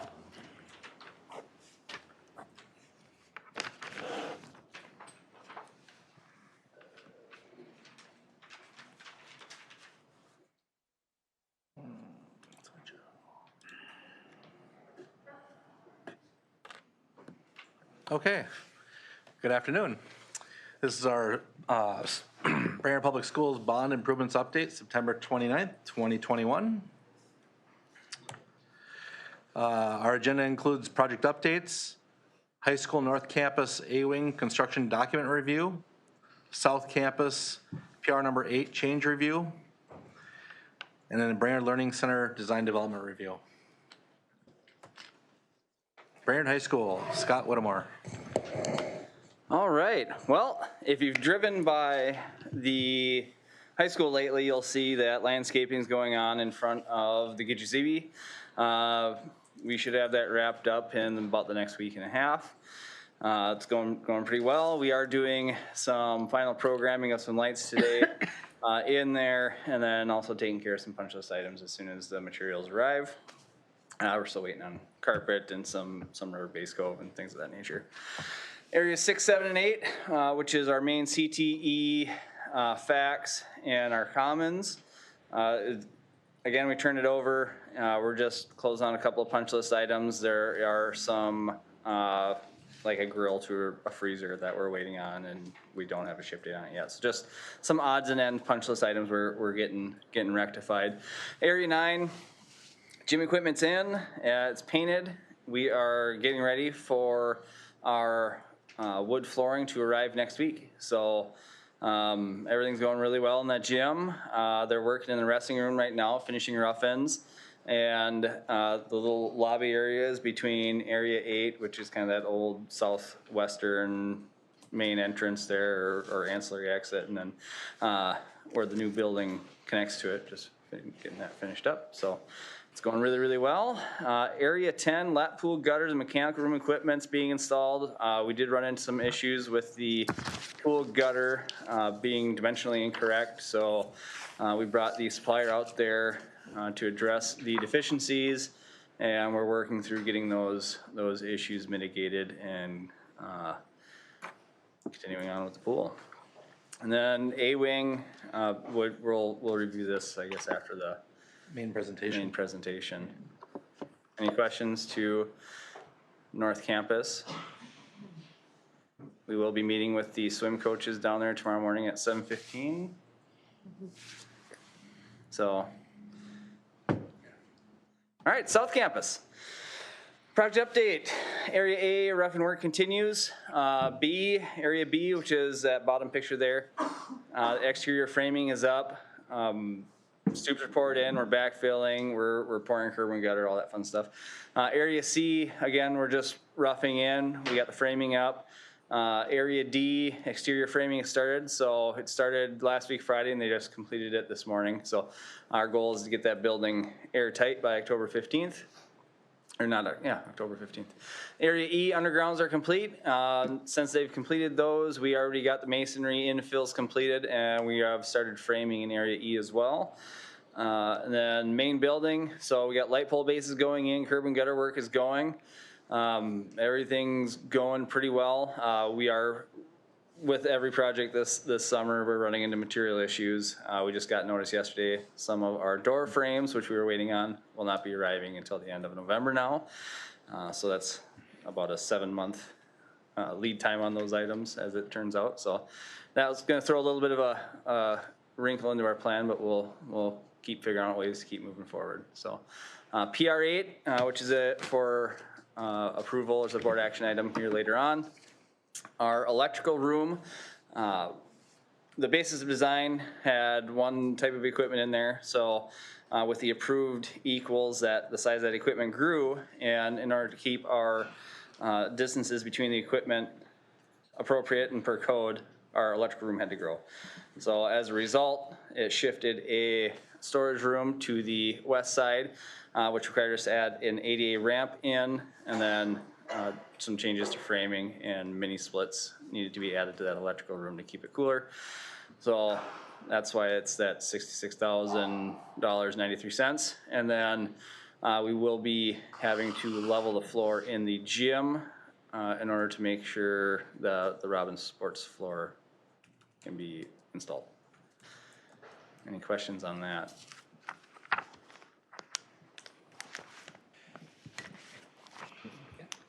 All right.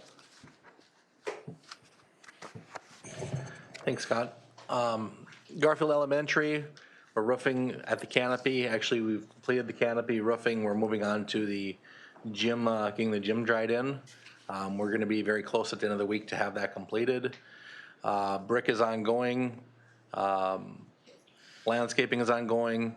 Boiler training and startup are complete. Kitchen is getting inspected today and tomorrow. Cafeteria floor has been removed and is complete, and we're getting new flooring installed here shortly. That photo is the brick going up on the gym? It is. Thank you. Yep. Lowell, I'm gonna turn it over to Mark. All right, Lowell Elementary. At this point, we're working on punch list activities. When I made this slide, we were at 48%. We're about 65% now. We closed out a bunch more this week, so we continue to push on those items to get them wrapped up. And we have a couple of items that we're working through to get planned and make sure we're not impacting how school operates to get things wrapped up. Other items discussed there, the kitchen, we've got that all inspected and passed and turned over. Boiler startup and commissioning is starting this week, so we're working through that process right now. And project closeout documents, we're generating those and putting them into a format that's usable for the buildings and grounds team so they can continue to operate the building going forward. So we really are in the last 100 feet here trying to wrap things up. Just a note, I was at the school for the open house, and it is beautiful. And the fact that you got all that work done in that school in a summer, it's just hard to even imagine how that was done. So good job. It's a beautiful school. A massive team effort, so Yeah, it's beautiful, yeah. If you notice, Mark's hair is a little thinner now. Yeah, it's a little thinner. I found a gray right If you need more, I can loan you some. All right, Riverside, similar position. We're working on punch list activities. Again, this percentage has gone up since I've created the slide, and continue to work through those items. A couple of key points here. The main entry doors, those were delivered and installed so that the safe and secure entrance is all 100% up and running now from where it was before with the temporary doors. The kitchen passed its Department of Health inspections and it is turned over there. We have a punch list that we're working through in those spaces as well. And similar to Lowell, the boiler room startup and commissioning is scheduled for the end of this week and beginning of next week to get that turned on and worked through. Again, working through closeout documents and turning over the building and all the information that comes with it.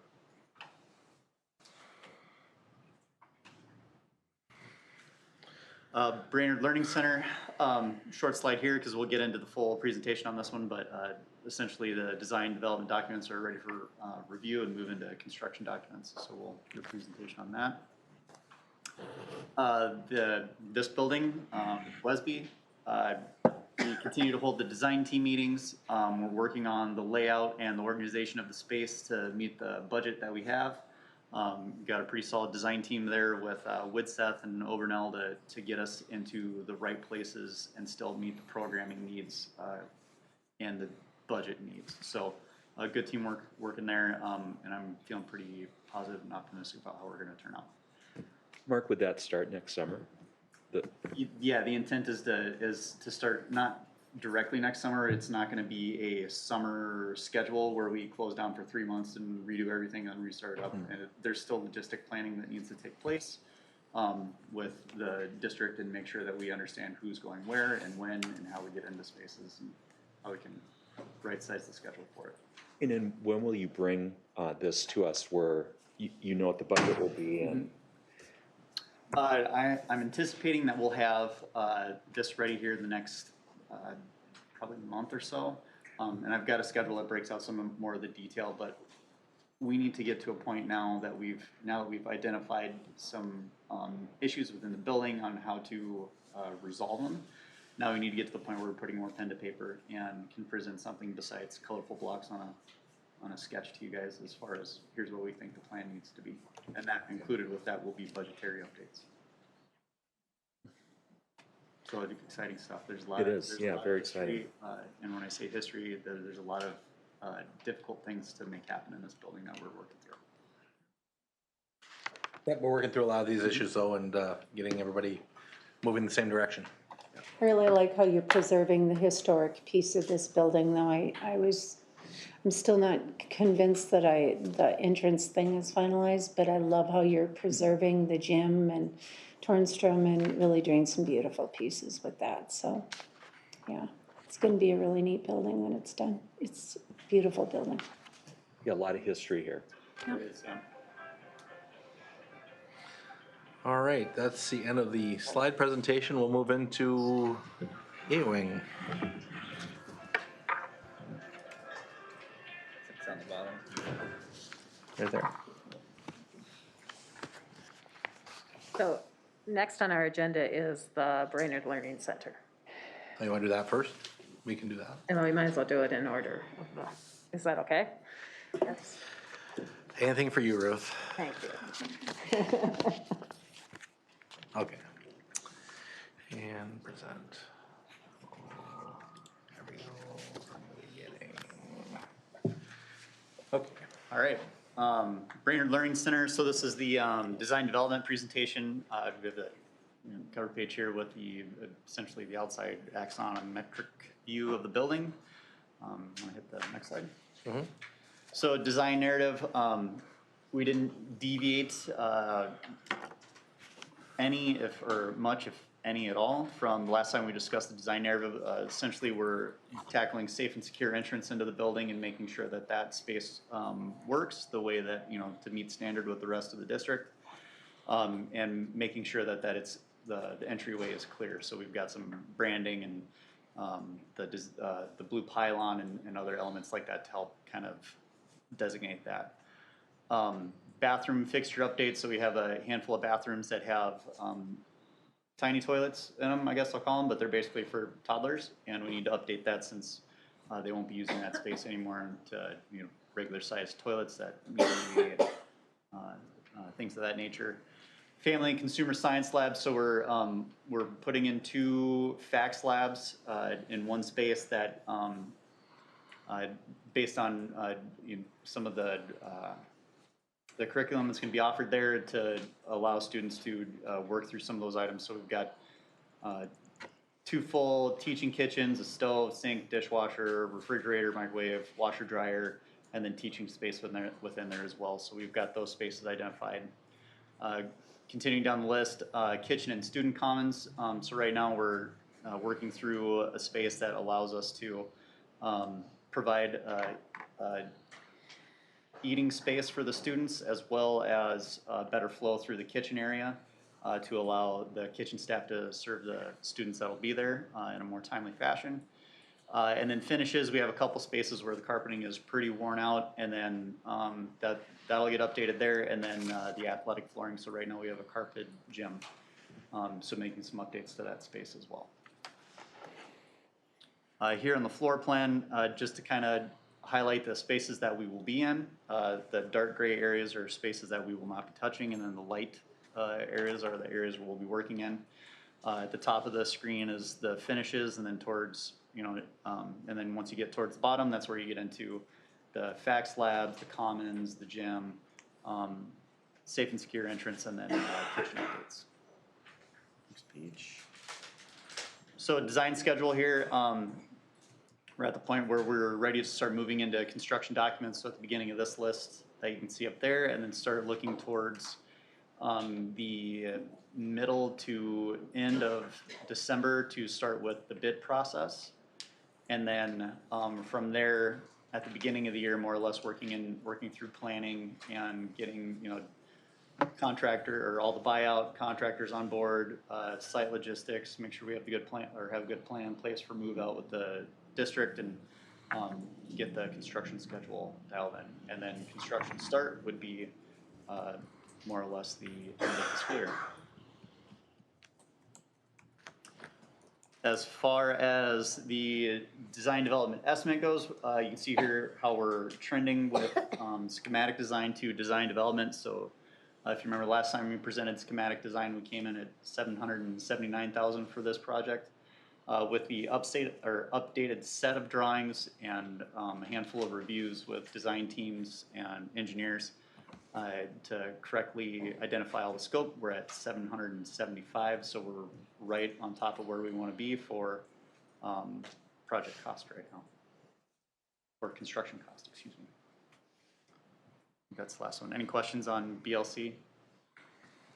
It goes without saying, but I'd like to hear Jessica Hopajoki. I mean, I'm sure you're real comfortable with this and no issues for you. No, we're really excited. Okay. I figured that. I just wanted to ask it, so. Okay, so we do have a action item to approve to accept the design development for the Brain and Learning Center and to move into construction document. I'll move to approve. Thank you, Director I'll Hagelin. second it.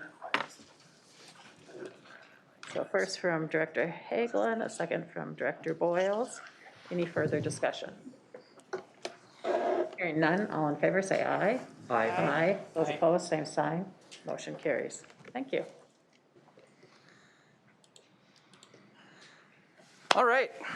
CDs for A-Wing redesign. Essentially, we're calling it CDs, but in actuality, we're just releasing this for pricing through a proposal request, utilizing our existing contractors on site.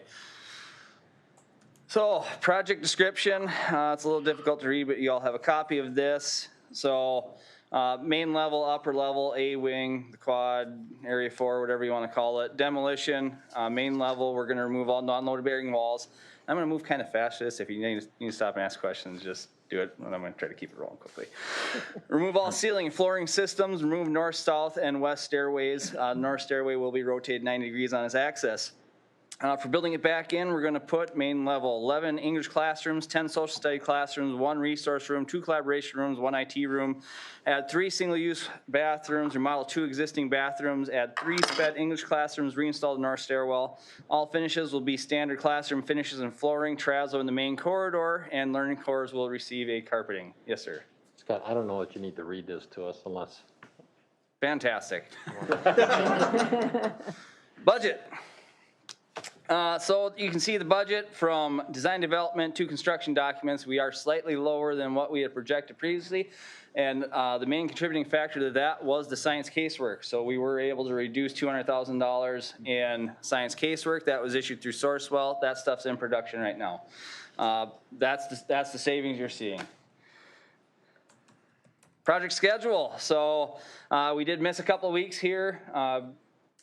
We're going to get it out, approval, get it on pricing, and we're going to send it back to the state because this does need to be re-reviewed because we are making a significant change to our construction documents, our buildings, so they'll review it. We are tentatively planning to start no later than June 6th construction.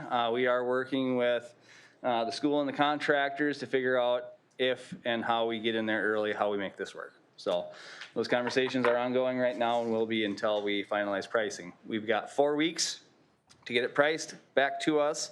And then we will be looking to approve the pricing in early November because there is a number of items that are 6-month lead time. So November will be a critical month to get this approved so we can get those air handling units, all electrical gear, things of that nature, structural steel coming in on time to meet our schedule.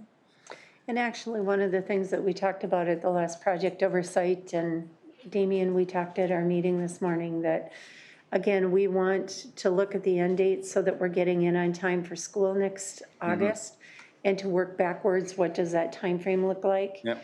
And if the contractors feel that they need to get in May 1st or whatever that date is that you guys need, Yep. We really want that work as quickly as possible so that we can do our planning for what May will look like at the high school next spring. Whether it's Summit South Campus or if it's finding modular rooms within the existing building or whatever. But we want to really help you because the important date is that we get school in on time in the fall. Absolutely. So we want to make sure that you've got what you need for time. Absolutely, and we appreciate that for sure. Master plan, left side of your screen, lower level, right side, upper level, left side. We've got our core quad concept, learning commons, social studies on the north side, the north hemisphere. We've got English on the south. Up in your upper level, these are all of our science classrooms, chemistry, biology, physics, science, and then we've got language with the addition of our commons, our mechanical rooms, and then an ARC, which is an academic resource room, and then a teacher resource room. So this is just a blown up large main level plan. You need me to walk through it? No? Very good. Enlarged upper level plan. Reflective ceiling plans, it's all very, it's the same as we've shown essentially since this started. Structural framing, because we are limiting 2 stairwells, there will be some framing that has to go in on the main level, and this is indicative of turning our northern stairwell 90 degrees. We will be infilling some of the roof just to give that square footage to biology and our physics rooms. Mechanical diagrams, so it basically looks like a bunch of spaghetti, but we are keeping our main trunk lines in place. You're getting 2 new air handlers on the 2nd floor in the existing mechanical rooms. Everything else will be upgraded. We're moving all radiant wall panels. Those are coming out, and convection panels are going back in. Electrical diagrams, same thing. We're moving the IT rooms, 1 on the main level, 1 on the 2nd level. We are moving a distribution panel system to an electrical room on the 2nd floor. Other than that, it's going to be complete gut and reinstall. So some renderings. This is your main level learning commons. You can see the terrazzo flooring and then transitioning to the carpet for the learning commons. And this is consistent with our standards finishes. So carpet in the classrooms. Slightly smaller than standard casework, but that was at the suggestion of the users. We've figured out in the high schools that we can use a little bit less casework. It just works better for the rooms. Here again, Learning Commons concept with some FF&E, furniture, fixture, equipment thrown in there. So I know Widseth is working through getting the FFE package pulled together for this as well. Again, Learning Commons, this is pretty typical. All of our walls, all of our classrooms have windows into them. Let the light out utilizing those existing exterior windows. This is our science casework. Typical science classroom, fume hood. This is one of the chemistry rooms. So we have purchased already all the science casework. It's in production. We're not really worried about that at this point. And then the science wing upper level Learning Commons concept here. This is the VCT on the second floor because it's not a main travel corridor. And we're optimizing credits from already purchased material. Again, just looking south, these are gonna be your chemistry, biology rooms. There's your academic resource room, and we got a mechanical room on the eastern side of that hallway. Any questions?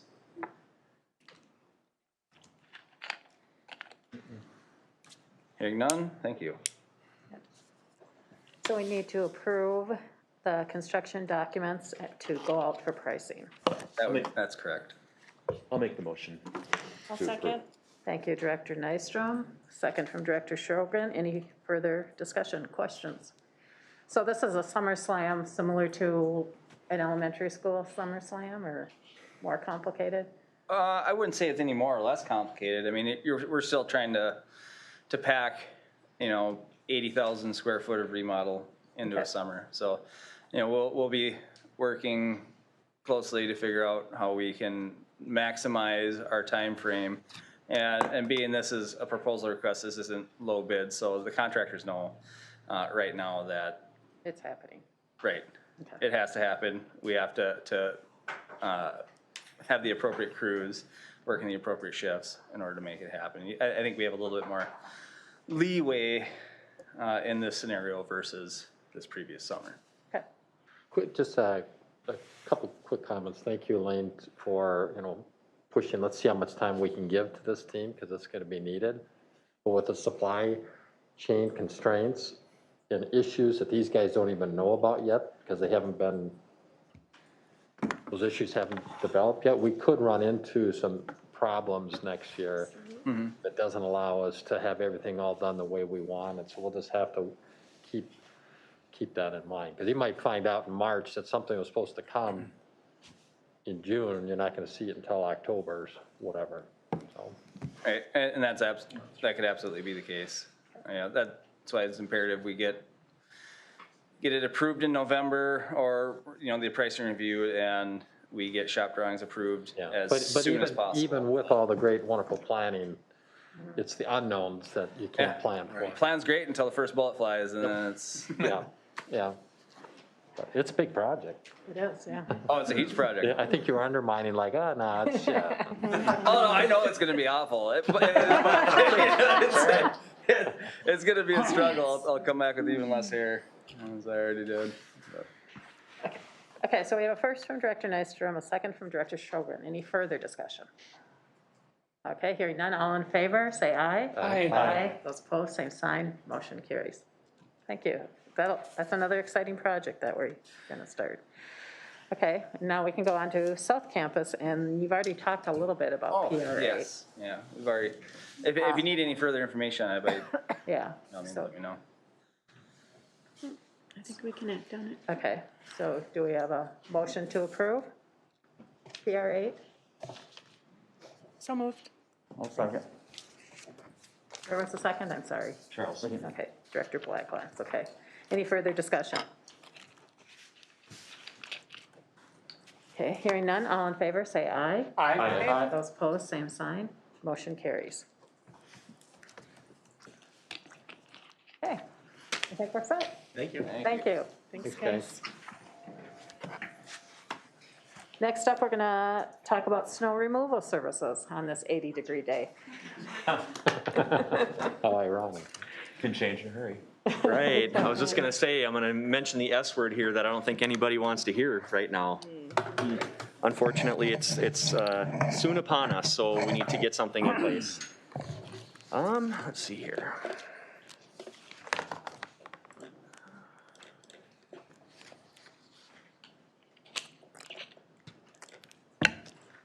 Could you introduce your Yes. cohort, too? So with me is Denise Taugis. Denise is shared between the business office and the buildings and grounds office. She's our business service specialist.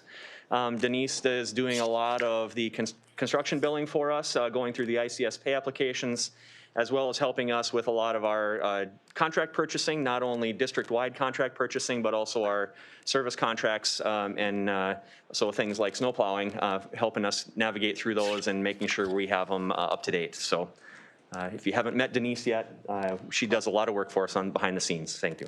Well, welcome. Rita had it pulled up and ready. It's either on top. Oh, I'm sorry. I have it here now, so. Okay, I'm going to give you a quick 6-slide update here on the RFP process that we went forward with for snow removal.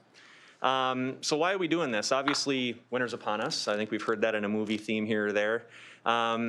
One of the big things for me coming in as a new director here was clearly defining what the expected written criteria is for snow removal across the district. In the past, we have an understanding with the current contractor about what the expectations are, but for us, it's important to have these things in writing. The last time we received an updated pricing was 3 years ago. So I wanted to get some updated pricing. Sorry, I was going to scroll down. I don't need to do that. We also wanted to change the service deliverable. In the previous to this year, we have a process where we would only plow when the snow accumulation would be 3 inches or more. We wanted to change that down to a bare pavement policy just because we have a lot of issues with slips and falls in parking lots. It hasn't resulted in a ton of work comp claims. Smaller amounts. It's not a whole lot to be looking at over a 5-year process, over a 5-year timeline. But we do receive a number of reports, but no claim injuries on those. Obviously, one slip and fall claim can add up to be tens and thousands of dollars. And so we wanted to change our service deliverable that we were giving to the students, public staff, and district administration. Another important fact here too is with the expansion of these schools, we have limited staff to support our sites and our responsibilities. We have 2 grounds workers that are out and able to do snow plowing activities. And so one of the important things for me is when we have snow events that happen and they linger on into the school day, our buildings and grounds engineers that are at each site can't be out doing snow removal on sidewalks. So I need to free up some resources to go and help them be able to do that. Currently, those resources are tied up in plowing certain parking lots. And so we added those parking lots to the scope of the contractor in this RFP process to free up those 2 individuals to go around to our sites and maintain the entrances and help with sidewalks and clearing snow at our other schools. Those building engineers that do work at each building, they have to take care of breakfast. They have to clean up bathrooms. We have to disinfect our facilities with COVID. We have to do lunch cleanup. They have other cleaning activities they need to be doing inside the building as well as building maintenance. So it's important that we give them that ability to do those tasks inside each building as well. So that's kind of why we did this. Just talk a little bit about our team and timeline. Obviously introduced Denise to you here, business service specialist. Jeff Flayton helped out on this. Brandon Beach is our lead grounds worker. He was part of this process. And then it was reviewed through Marcy and myself to make sure that we met the expectations of the RFP moving forward and that it was consistent with what other school districts were asking their contractors to do as well. So we went out and researched what other districts kind of set up for criteria and analyzed that and took pieces of it that made sense for us and put that in our RFP. Quick timeline, we started doing this in June and July. We finalized the RFP in the end of July, beginning of August. We sent it out for issuance towards the end of August. And back into the beginning of September, we received the proposals. And the RFP was advertised on our website, social media outlets, and sent via U.S. mail and electronically to prospective contractors. Here in September, we're looking to really get a recommendation to be able to move forward with this. Obviously, as we are nearing snow removal season, the contractors that have bid on this, it's getting late in the season for them, and if they're going to get this work, they need to gear up for it. If they're not awarded this work, they might have to be looking for other things to fill their book of business. So I think it's important that we are expedited in this process and getting answers back to everybody that was involved. So here again, the criteria, we used to plow only when it was more than 3 inches. Typically buildings and ground staff provided, not typically, we did provide all the salting or the sanding in our lots.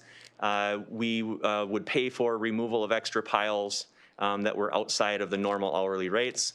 The updated request is we're gonna keep bare pavement in our parking lots, just again to help with the safety in our parking lots in the winter months. The contractor will be, we have requested that the contractors apply the brine and salt instead of sand, and we want to remove snow piles. Sorry, the removal of snow piles will remain as extra expenses. So a little historical spend for you. It's a quick 5-year graph of what we have spent for snow plowing services. You can see here ranges significantly. We are paying by the hour right now for that 3 inches or more. These are the annual snowfall amounts, and this is the cost per inch. 5-year average breaks it down to here. Again, these costs do not include workman comp claims, buildings and ground staff time, sanding costs, sweeping costs, fuel, and equipment maintenance and replacement from our side. Okay, so update on the proposals. We received 5 total proposals, of which it breaks down to 2 bidding contract groups. Carl Bader, who's was our current and previous contractor, provided 4 proposals to us broken down by kind of service area and the team that he had used in the past here. And then we received an all-inclusive bid from Mike's Tree Service. Essentially, they're both all-inclusive bids. Just a little bit different context here. Carl's breakdown is that it's done on an hourly rate proposal, similar to what we've done in the past. There wasn't all-inclusive pricing presented, as desired in the RFP. No salt and sand services would be provided, and hauling and removing would be extra costs. Mike's Tree Company's proposal, again, is all-inclusive pricing.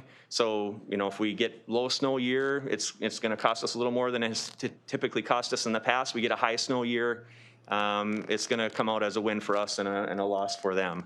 Salting, sanding, and brining are included, and removing and hauling is extra, so those are the same. So recommendations. My recommendation is that we would award this to Mike's Tree Service, Mike's Tree Company, for a 1-year contract. The proposal was requested for a 1-year contract with an option, with 2 1-year options if we so determined to do so. But essentially, we're going to reevaluate it after one year and see if this is going to work for us moving forward. It is a change in how we've done things, so that was important for us to have in there. The biggest thing for me is that this, the RFP process and the change in criteria improves our service deliverable for everybody that comes into our buildings. It frees up our valuable staff resources to be repurposed elsewhere during snow events, and it provides a fixed known cost for us moving forward that we can budget annually. That is my summary for you and my recommendation. I'm happy to answer any questions you might have. I just have one question for you and Denise. Obviously, there's a lot of emotion in this decision. We have a contractor that served the district for many years. Absolutely. I just want to make sure that there's no legal liability to the school district by going to a new vendor.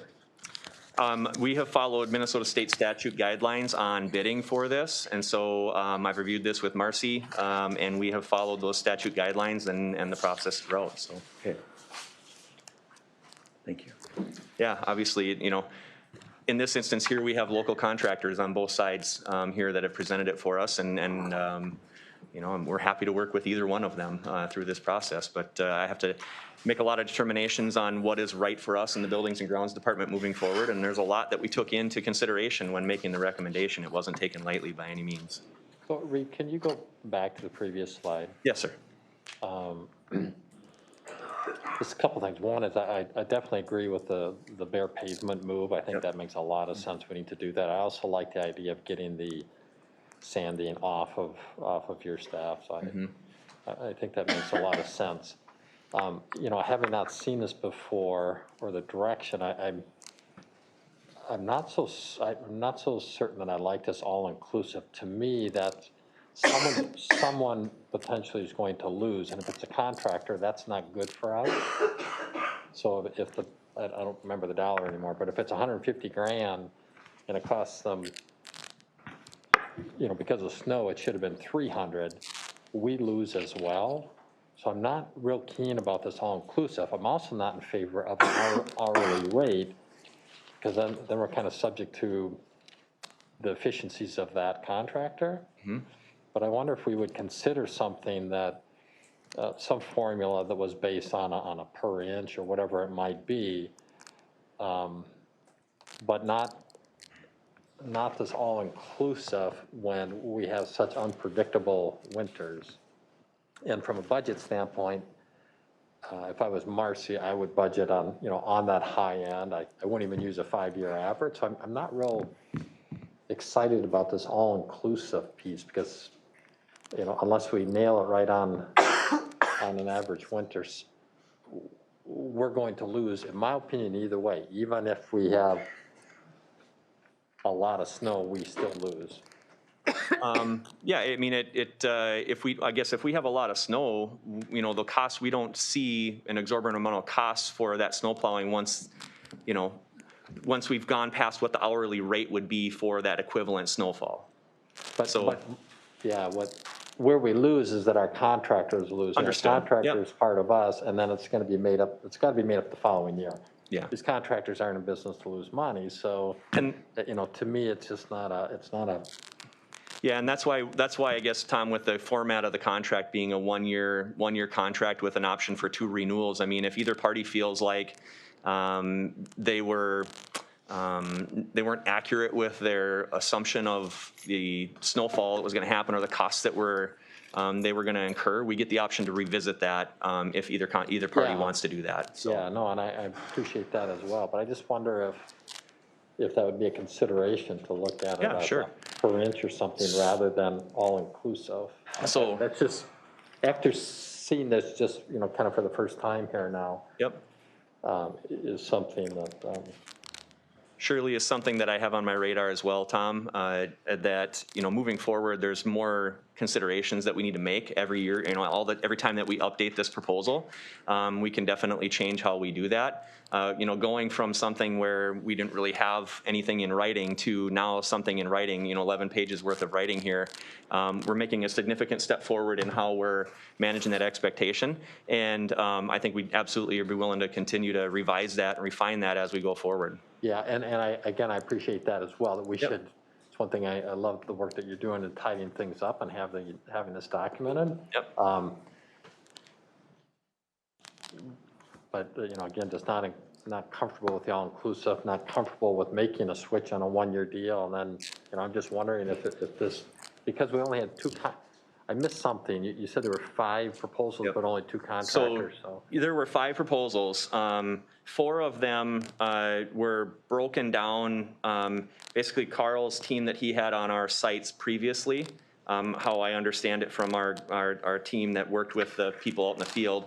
Essentially, it was broken down by school group. So example would be Carl's proposal was for Nisswa and Forest View, and then so there were 4 of them that made up the entire school district as part of his team, and then essentially the one all-inclusive. Yep. Okay. I have a question as a newbie at the table. So when we did the transportation RFP, do I remember correctly that came before the board and we approved the RFP to go out? Is that correct? I guess my question is, what's standard for large RFPs like this? Does the board typically approve? Because to that point, if the RFP had come to us, we would have not, from what I'm hearing you say, Tom, you would not have been in favor of asking for all-inclusive pricing? But now here we are, we've asked for that, so now aren't we? Yeah, that's a good point, yeah. Stuck to respond. I'm just curious when RFPs come to the board before going to the community and when they don't. Yeah, I know. What is I don't remember. I know that when we did the building RFP, that we brought that to the board because it was very comprehensive, but I don't remember bringing forth the transportation RFP. And I think we looked at it a couple times, didn't we? Yeah. But that could be my Can I just speak to And that? I'm not So- trying to micromanage here, I truly am trying to understand, because from what Tom's asking now, our hands are probably tied, because this is what we asked for, right? So we have to respond within the parameters of what we asked for. So with the transportation RFP, that's above the 175,000, so it had to come to, before the board for approval. All of the RFPs prior to, or after that have been your guys' approval after we get the responses because they're under that dollar amount. Perfect. So the audit RFP, this RFP, any of them that are under the 175, the administration goes out for the request for proposal, and then we get the responses and then bring it to you guys. If it's above the 50,000, Lane and I only have the authority to sign contracts under 50,000. So this one is above the 50,000, so it has to go to you guys for approval. Yeah, and thanks for that reminder, Marcy, and Reed did kind of clarify that for us as well, but yeah, to me, it's just, I'm just not comfortable with that all-inclusive piece. I just don't know if that's a good, financially, that makes a lot of sense. Kind of like our, even our transportation, where this is what the fee is, but we have a clause in there if gas goes up to $5 a gallon or something, and this just seems like, if we get 10 inches of snow, it's gonna cost X. If we get 60 inches of snow, it's gonna cost the same. Yeah. I like that idea of having clauses in there in the future for if we're above or below average, like we do with transportation. That makes a lot of sense to me. And that gets to be, obviously, that gets to be difficult as these contractors are buying equipment to service these sites too. They have fixed costs, whether they plow an inch or 60 inches, right? They had to buy that equipment and have it sitting on the lot, whether they used it or not is a different story. So I see your point, Tom, absolutely, and it is tough. We had to pick something to shoot for here, and this is the direction that we picked for us to move the next step towards. And if we go through this process and it doesn't work well for us, we get the option to revisit this next summer. And for my part, I'm actually pretty comfortable with all-inclusive as a contractor that's gone after that business.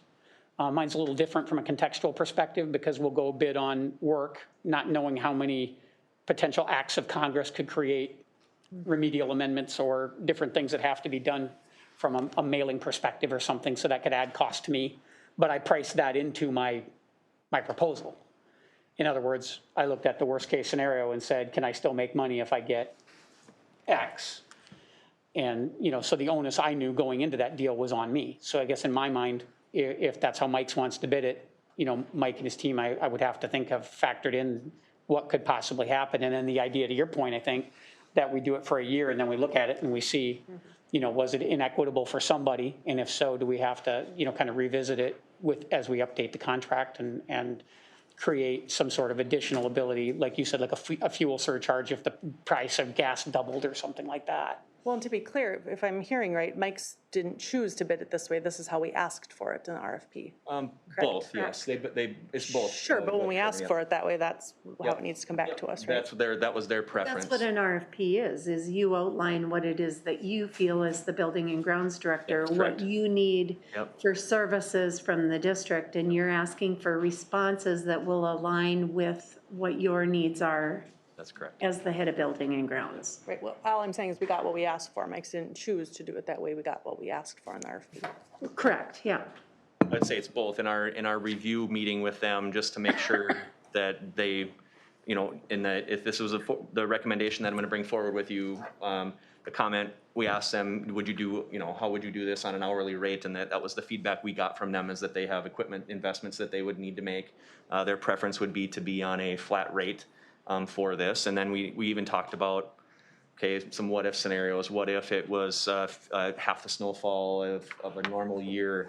Would there ever be, 5 years from now, would you ever have an idea of working on a contract that did it based on tiers or layers? And then their feedback that we got was that wasn't how they do, that's not typically how they do their proposals. So it was just clarification of how they were presenting it, which we do when we get bids for construction projects across the board too, so. And I just had one other question. There is, they can charge us extra for actual removal of the snow from the site.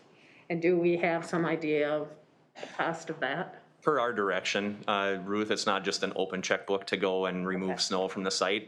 We have to give that direction on when that would be removed. They would give you a cost. Yeah, it would remain as it is today. As it is today, right? It's excess cost as it is today, yeah. And then, one of my thoughts on this, the process moving forward is obviously if we free up those buildings and ground staff and we don't have snow events, but yet we've piled up a bunch of snow, we do have some smaller equipment that we can move piles with and stuff like that. So we could potentially take that work on if we're not having regular snow times that are events. more Yep, and it's just a shuffling of the cards a little bit of who's responsible for what. Okay. And then just one last question. Any concerns, Reed, with salting? It looks like it's at their discretion versus also It's to keep it down to a bare pavement level. So that's our expectation. It's their cost as part of it too. So one of the conversations was, that there's pretreatment that's going to happen. They'll come out and brine if we're going to get kind of this wet snow with a freezing condition where you would get ice pack underneath a snow event. That's very similar to what MnDOT and counties use in their prevention methods to prevent ice from building up on our parking lot so that when snow removal happens, it happens easier. So. Are they also responsible for the sidewalks? No, that would be buildings and ground staff, Bob. Okay. Yep. Gotta leave them something to do. Yeah. Yeah, right. Nothing else going on, right? Okay, so, any other questions? Does someone want to do a motion? I will move that we accept the bid, RFP bid as presented. Okay. We have a second. Second. So we have a first from Director Boyles, a second from Director Nystrom. Further discussion? Hearing none, all in favor say aye. Aye. Those opposed, same sign. Motion carries unanimously. Okay, next up is approval of the process and Thanks, Reed. timeline for naming the South Campus. Yeah, thank you, Reed.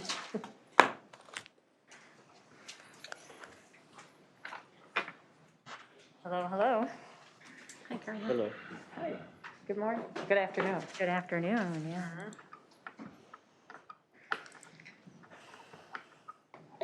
Okay.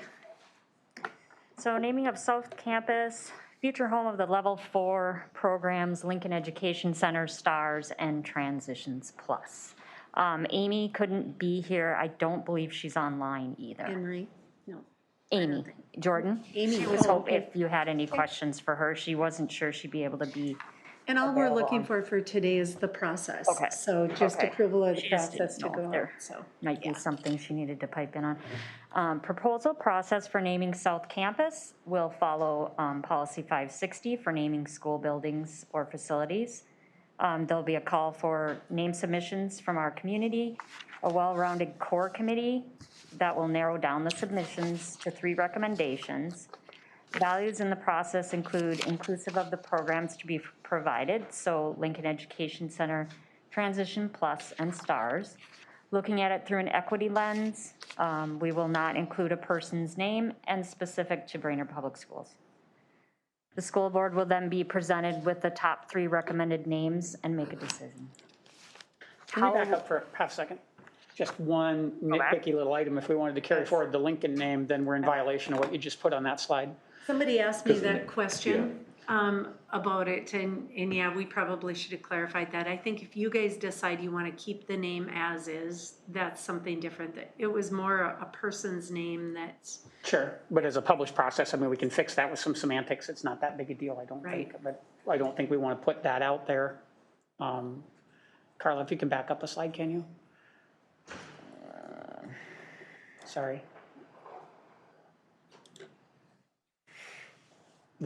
You'd like the third bullet. The third bullet to just reflect other than the legacy name, Lincoln being considered or something like that, just so it's inclusive of that option. Then I don't think we're contradicting ourselves if we decide to keep the name. Thank you, Kevin. I realize it's just semantics, but you. No, that's good. I like the word verbiage to other than the legacy name. Okay. I'll make sure it's on the survey that goes out as well. Okay. So how will we communicate? Blueprint181.org. We'll send out a press release. The website, so district and Lincoln Education Center's page. Social media, Lincoln does not have social media, so it will be the district Facebook, the district Instagram, district Twitter, and then a Sky Alert to families and all families and staff. We typically put something in the Chamber of Commerce swell ad that goes out on Fridays. It's an electronic newsletter that goes out, and then the staff e-news will be coming out this Friday, so I'll make sure it goes in there as well. So timeline for the naming process, call for submissions will be September 30th and then ending on October 7th. Core committee review will be October 12th through the 15th, and then presentation to the school board and decision, October 25th. I'm just wondering if the call for submissions should be a little bit longer than that, since it's already the 29th, and to get it into some of those publications. I don't know. Just a few days longer. Even if we went all the way till the 12th? Well, you're right, because you couldn't even get in a swell ad before then if the process isn't happening already. It could go in this Friday. What's a swell? Bill on a Wednesday? The Chamber of Commerce one that you mentioned. I think if we get it to them by Thursday usually, but yeah, I can go out until the 12th then, and then we can get it in twice that way. Yeah, I like that. And then if you need to move the core committee review a little bit, you can. I think on the next slide, we have two that if, I think it's on there already. Oh, yeah, we went by it, hold on. Let's go back one slide. The only thing that we said is if the board feels comfortable with the three options that we will bring forward on the 25th, and you feel comfortable making a decision, otherwise you could talk about it, bring it to you the 25th and approve it in November. We had that somewhere, but maybe that was just in our talking points. I think that's just in our, yeah. But we'd like to get things moving so that so that signage and such can start to be ordered and such through ICS. And Lisa? I mean, I feel like we learned enough from the Gitche Zibby experience that this timeline works for me at least. Okay. That we'll come prepared to review that. You know, if I could say this, I know we're doing this process here, but I don't think we should change the name. I think Lincoln should stay. Lincoln was the first school in Brainerd. It is the oldest name we have on a school building. It represents the president, who in many people's opinion is the greatest president of all time. He saved our country, you know, through his leadership, and he will always have a legacy in this country. So we could have a catchy name. We could do like Riverview Education Center, but why not stick with a tried and true name that has been here forever? About a month and a half ago, we did bring that forward and ask for approval of that. And at that board meeting, you asked us to go through the process and give the public some input to have that conversation. My gut level feeling on this is that Lincoln Education Center will be one of the three names because, it's up to you guys if you don't want to go through the process, but you did share with us that you wanted us to go through it. So. I should have spoken up. No, but that's, you know, we're fine either way, whatever you guys decide, but. Okay. We did, I remember that exactly the same way. Yep. Okay. And I believe that's the correct path. Yep. And maybe that's where we end up, but I think the process is the process and we should follow the process. Okay. And that's why it's pretty short one too.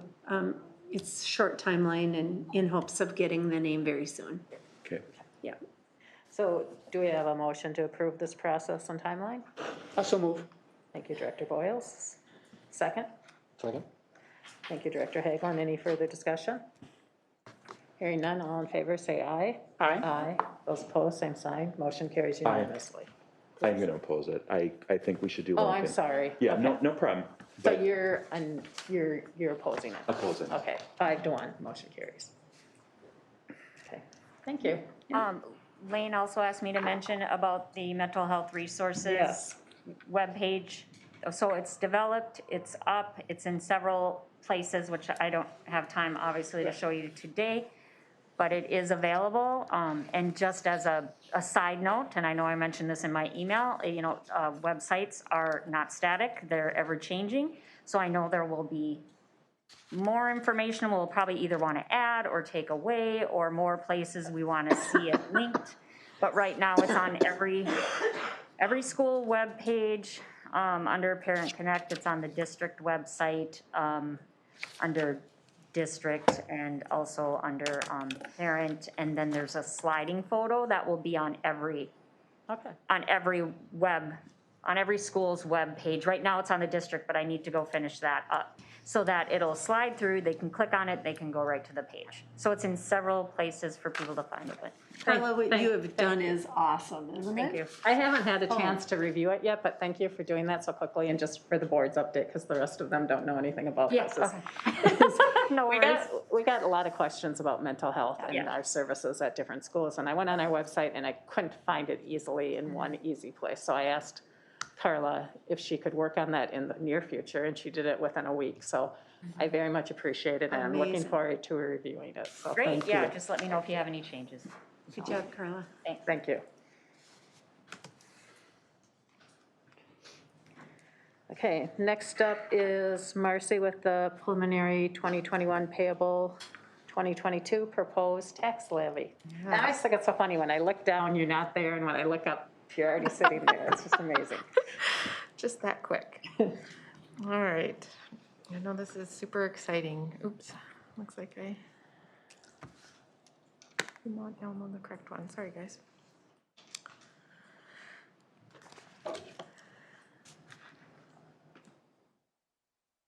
All right, so the tax levy, I know we have a couple of people who may not be as familiar with this.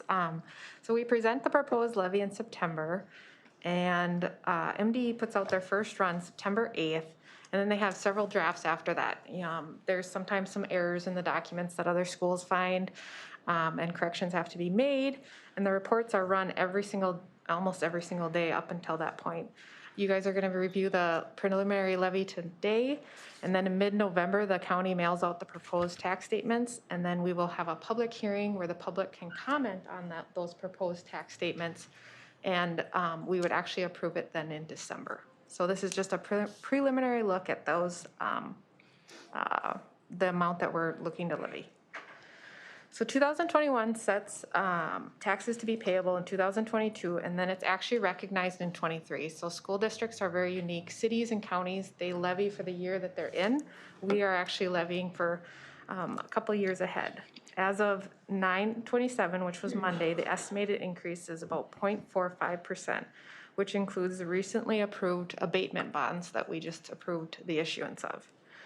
Much of the revenues are based on enrollment. So last year, 2021, when we did this levy, we estimated at 6,491 for student count in the preliminary.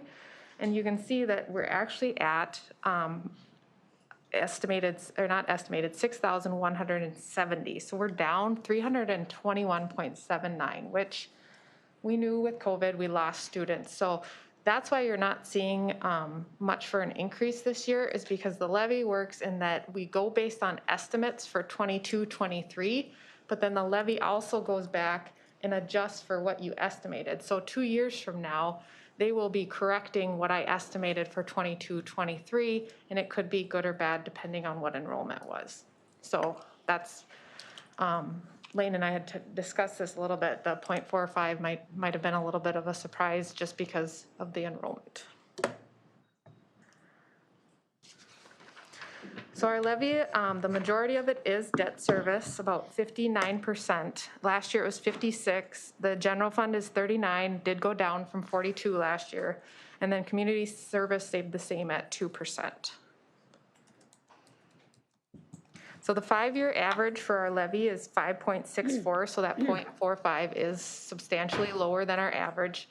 However, the 2019 does have the 19.42, which is when we passed the bond referendum, or the Blueprint 181 plan. And then the 10-year average was 4.07. The fund by category, so the general fund is down 7.66 due to the limitation of lower than less than enrollment, as I had said, and then adjustments in the difference in enrollment projections versus actual. So you can see some of the larger line items on there are decreases adjustments, so adjustments to the local optional, equity, the Q comp, all of that's based on our enrollment. So if our enrollment doesn't come in as we had projected, we're gonna see adjustments on the levy. So all the other funds, community service was up 9.6%. So this year our census was updated. The population went from 43,233 to 44,920. So that was an increase of 1,687, which helped the levy for community service. There is a calculation there based on our population, so that did help us. And then also there was a negative adjustment in school age care in last year's levy, and this year it was a positive adjustment. So prior to that, one of the levies, we didn't have as many expenses, so there was a negative last year. And then the following year, we actually spent more than what we levied, so there's a positive adjustment. So that's why there's such a large increase on that fund. And then in the debt services, it's up due to the Blueprint 181 plan. And then this is just a summary of all our current debt. We will be adding the abatement bonds that we will be issuing in the future. And then also we are reissuing or refunding the 2013B, so that will be updated as well. And then this one is, everybody loves to talk about taxes. Market value, so the 2021 market value increase is not known yet. The county does work on that, and that will be reflected in the statements that go out. But the average has been about a 4.1% increase. And so if we expect that for this year, that 0.45% doesn't necessarily translate to a tax statement, if that makes sense. If your market value changes, you're not going to see exactly a 0.45% increase. The referendum market value, that excludes certain properties, the largest being ag and seasonal rec, and that's used for referendum and equity levies. And then the taxable market value, it basically just takes down those categories into classifications, and then they calculate the next net tax capacity that we could put those taxes on. And I saw Charles was yawning, so it's really exciting. So the Must have been a heck of a yawn through a mask. So the recommendation is to approve the proposed property tax levy at the maximum, and that allows for if there's changes made yet through tomorrow, if it goes up by whatever the changes made, if there's another correction, that allows us to take that, and then that would be presented in December. And then in December, we cannot go above the limitations set that has been approved today. So the recommendation is to approve the preliminary 2021 payable 2022 tax levy at the maximum. Correct. Also move. Thank you, Director Nystrom. I will second it. Thank you, Director Boyles. Any further discussion? Hearing none, all in favor, say aye. Aye. Aye. Those opposed, same sign. Motion carries. Okay, next up we have the trades homes. Yes, so last year we did not have the trade home due to construction. What's in your packet is the listing contract. Brian Boardwell did come up with a cost estimate of about $90,000, so that'll be what we put in that listing contract. It is with Edina Realty, and if the home is not sold by March 18th, then we would have to look at other options, potentially an auction. But there is, Brian was aware of a potential interested buyer. So hopefully, if we get this listed, maybe in the next upcoming months, I would actually have a purchase agreement for you guys to review. Cool. Yeah. And in there is the flat fee for $3,000, which Brad is so kind and generous as to donate $1,500 back to robotics, and he's done that for the past several years. Yes, that is very generous. Yes. So do we have a motion to approve the listing of the trades home? So moved. Second. Thank you. So we have a first from Director Shogan, a second from Director Hagelin. Any further discussion? Hearing none, all in favor, say aye. Aye. Those opposed, same sign. Motion carries. Thank you.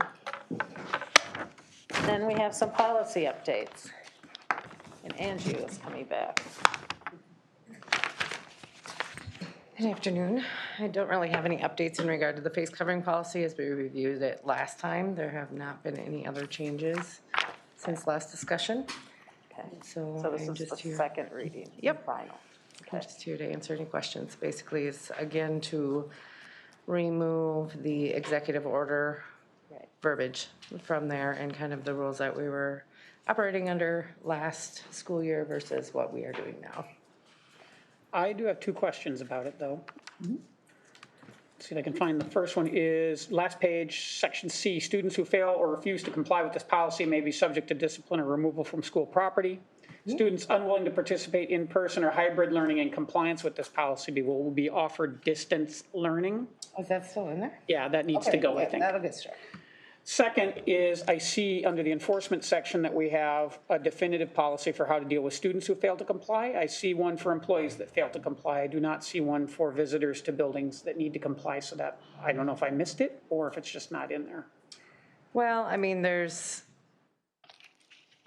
if we were to go to the extent that we wanted to for visitors and or community members that were in our site, we're going to follow kind of what we did for the open houses. We're going to request that they comply. And that's maybe my question is, why wouldn't we put the verbiage that we used before the open houses into this, since it is, after all, a district policy? We can do that. Yeah.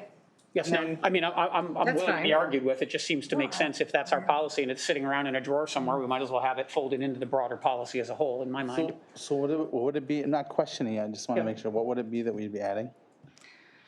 I mean, I would be cautious to identify exactly each step because every situation may be different. So, I mean, we could state something about visitors and community members that are on site are expected to adhere to the face covering policy. Further discussion with these individuals will ensue if failure to comply. Yeah, I would say or at the something like discretion that. of, Because it's going to be very different. I mean, they're not our employees. That's fine, but I mean, literally, we have a policy that doesn't address anything but students and staff. That's my That's concern. because that's who we have governance over. Well, I mean, if it's covered elsewhere, I'm okay with that too, right? But we need some sort of substantive policy to fall back on if we're dealing with, say, somebody sitting in a school board meeting that's not wearing a mask. Correct. I'm happy to draft something and bring it back at the next board meeting. I'd be more comfortable if I could see that. I mean, if everybody else feels otherwise. Should we just table the second reading? If that's okay, I mean, I feel like it should be in there. Let's table the second reading and add that. That sounds good. I like that idea. Thanks, Angie.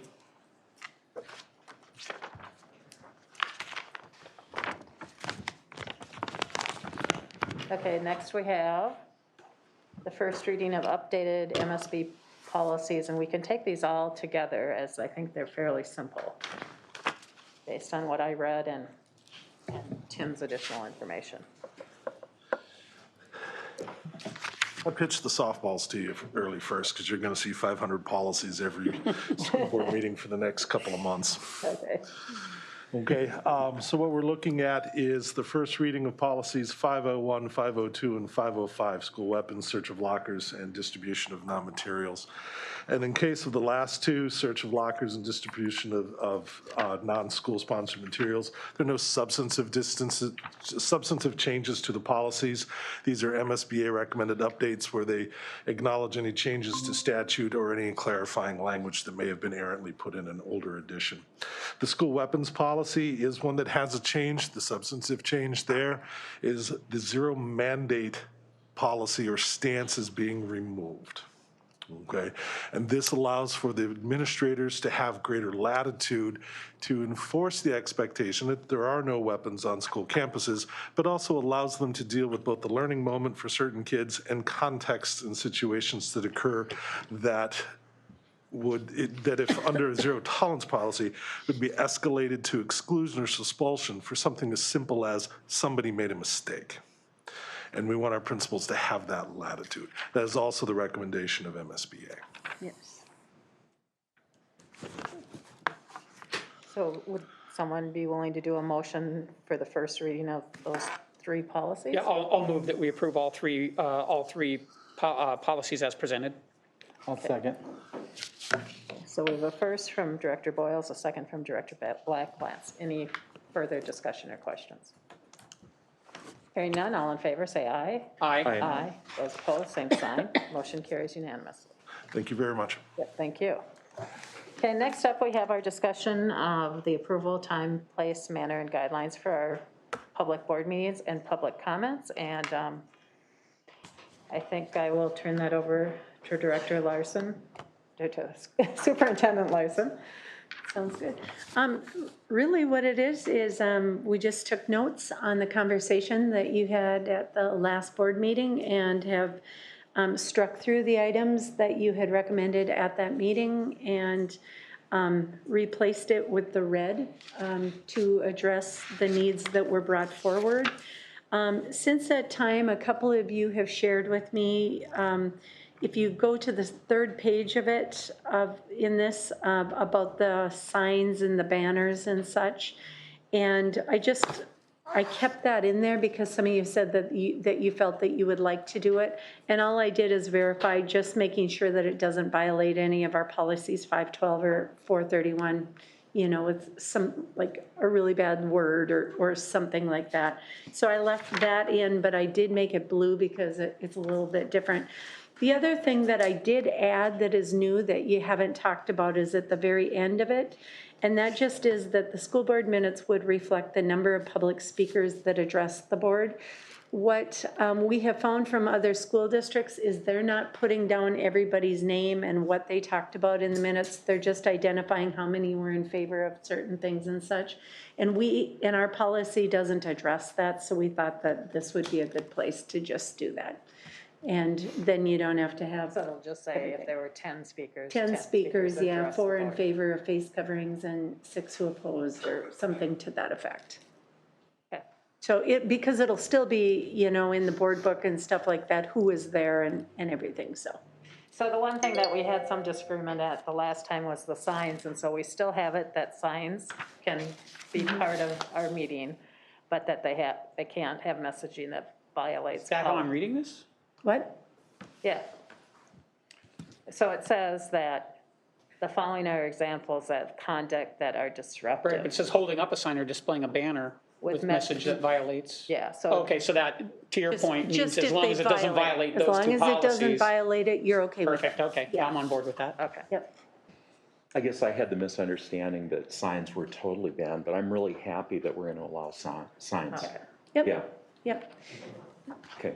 Yeah, and No, I that's- think we can readdress it if it becomes a problem, but if it isn't, No, again, people it was a follow the rest of misunderstanding on my part. I policies, was it under the same misunderstanding that I guess the newspaper was, where that we had.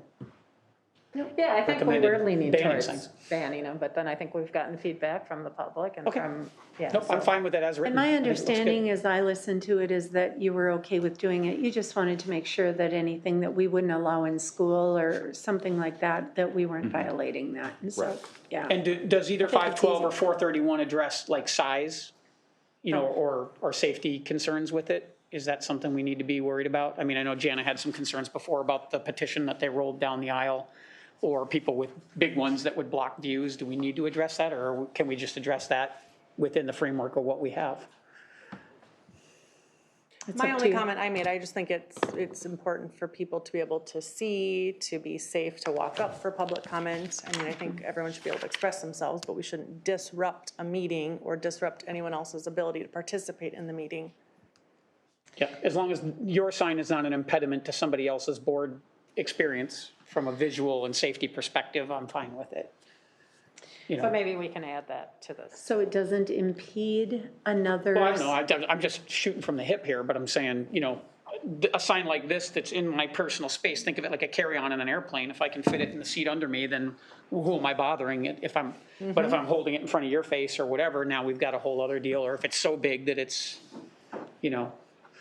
like the person that was in the middle seat next to me the other day flying home. I think we just gotta, it's a little, and again, it may be addressed in 512 or 431, I don't know.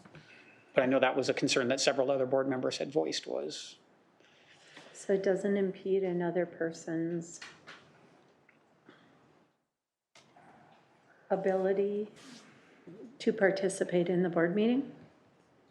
That sounds better than whatever I said. So that'll be a separate bullet, is that what you're doing? I think I'd add it to the blue. Okay. So it violates policy or something like, or does not, and does not impede another person's ability to participate in. Or create a safety hazard. Okay. Create, okay. Any other comments on this?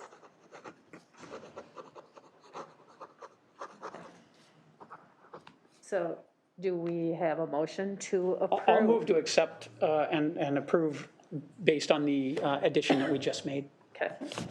I'd second that. So first from Director Boyles, a second from Director Schrogen. Any future further discussion? Hearing none, all in favor say aye. Aye. Aye. Those opposed, same sign. I can tell I'm getting a little tired here. We get a long meeting yet. Yes. Okay, and our final action item is approval of the first reading of revised MSBA policy 206. And I'll turn that over to you Yeah, also. and all I'm asking in this is just in policy 206, you had talked about the fact that how were we going to align the guidelines with the policy? And all we're asking in policy 206 that it would say that we would follow the guidelines. Let me find it here. We would follow the guidelines as you just approved in the time, place, manner guidelines for regular school board meetings and public comment. So it would So it's just, under it would six, just, under yep, it would just procedures. address That it. links them, And right? it's under number 6 in red. On page 206-4. Do you have a motion to approve? So move. Thank you, Director Boyles. Second. Thank you, Director Nystrom. First from Director Boyles, a second from Director Nystrom. Any further discussion? Hearing none, all in favor, say aye. Aye. Aye. Those opposed, same sign. Motion carries unanimously. Okay, and that's all of our action items, and we'll go on to informational, and we have Mr. Murtha with our curriculum report.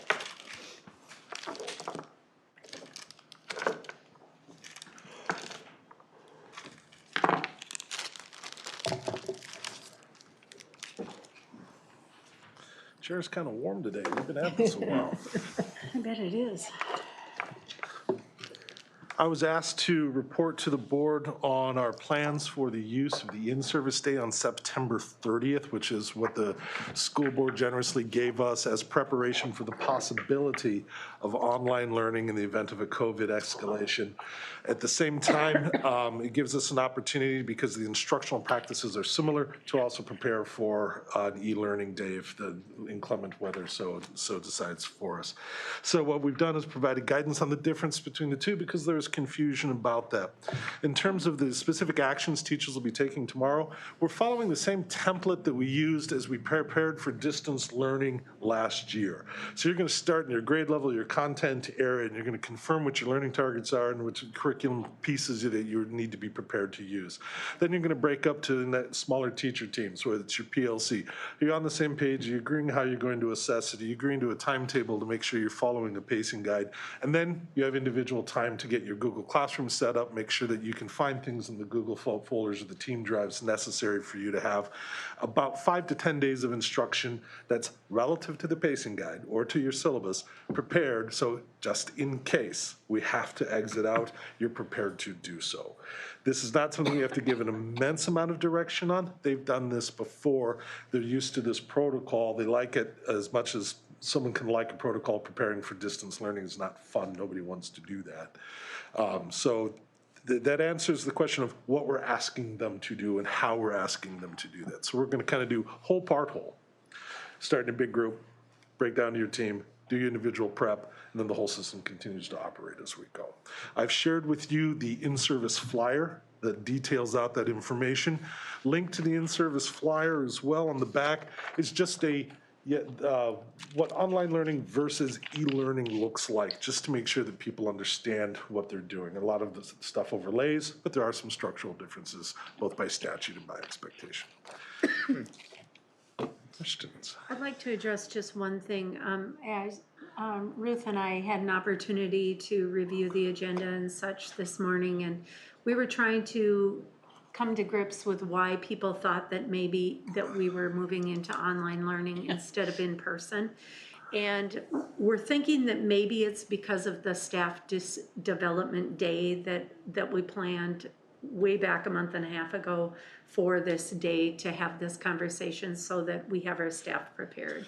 And so again, I just want to reiterate that this is not putting us into online learning.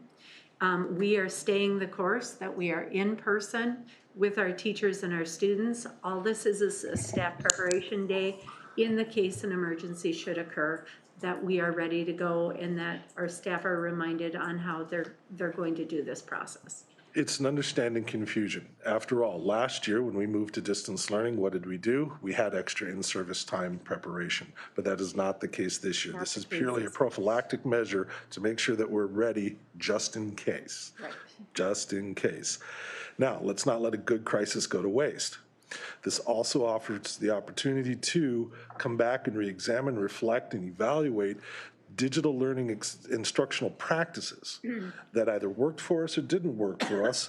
Let's have that conversation. Let's keep the good ones, pitch the old ones. Let's try new ones. So there's a great opportunity here to leverage what we learned from last year, not just for distance learning or online learning or COVID-related scenarios, but just in terms of improving our digital instruction as we go as well. So again, I thank you for the time. I believe we're putting it to very good use. Hopefully, we don't need the COVID-related use of these skills, but any further development of teacher skills is always a positive. And Thank you for adding however, that. this is the first year that we don't have snow days in our calendar. Correct. And so it is also the first year that if we have a snow weather, inclement weather option where we need to implement our e-learning days, this will give them time to get that preparation ready. And you know what? If we just take a moment of silence right here. Did you hear that? A conspiracy theory just died.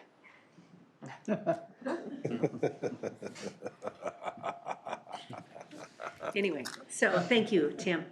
All right. Is there any further questions I can answer? Thank you. Thank you. Business services report.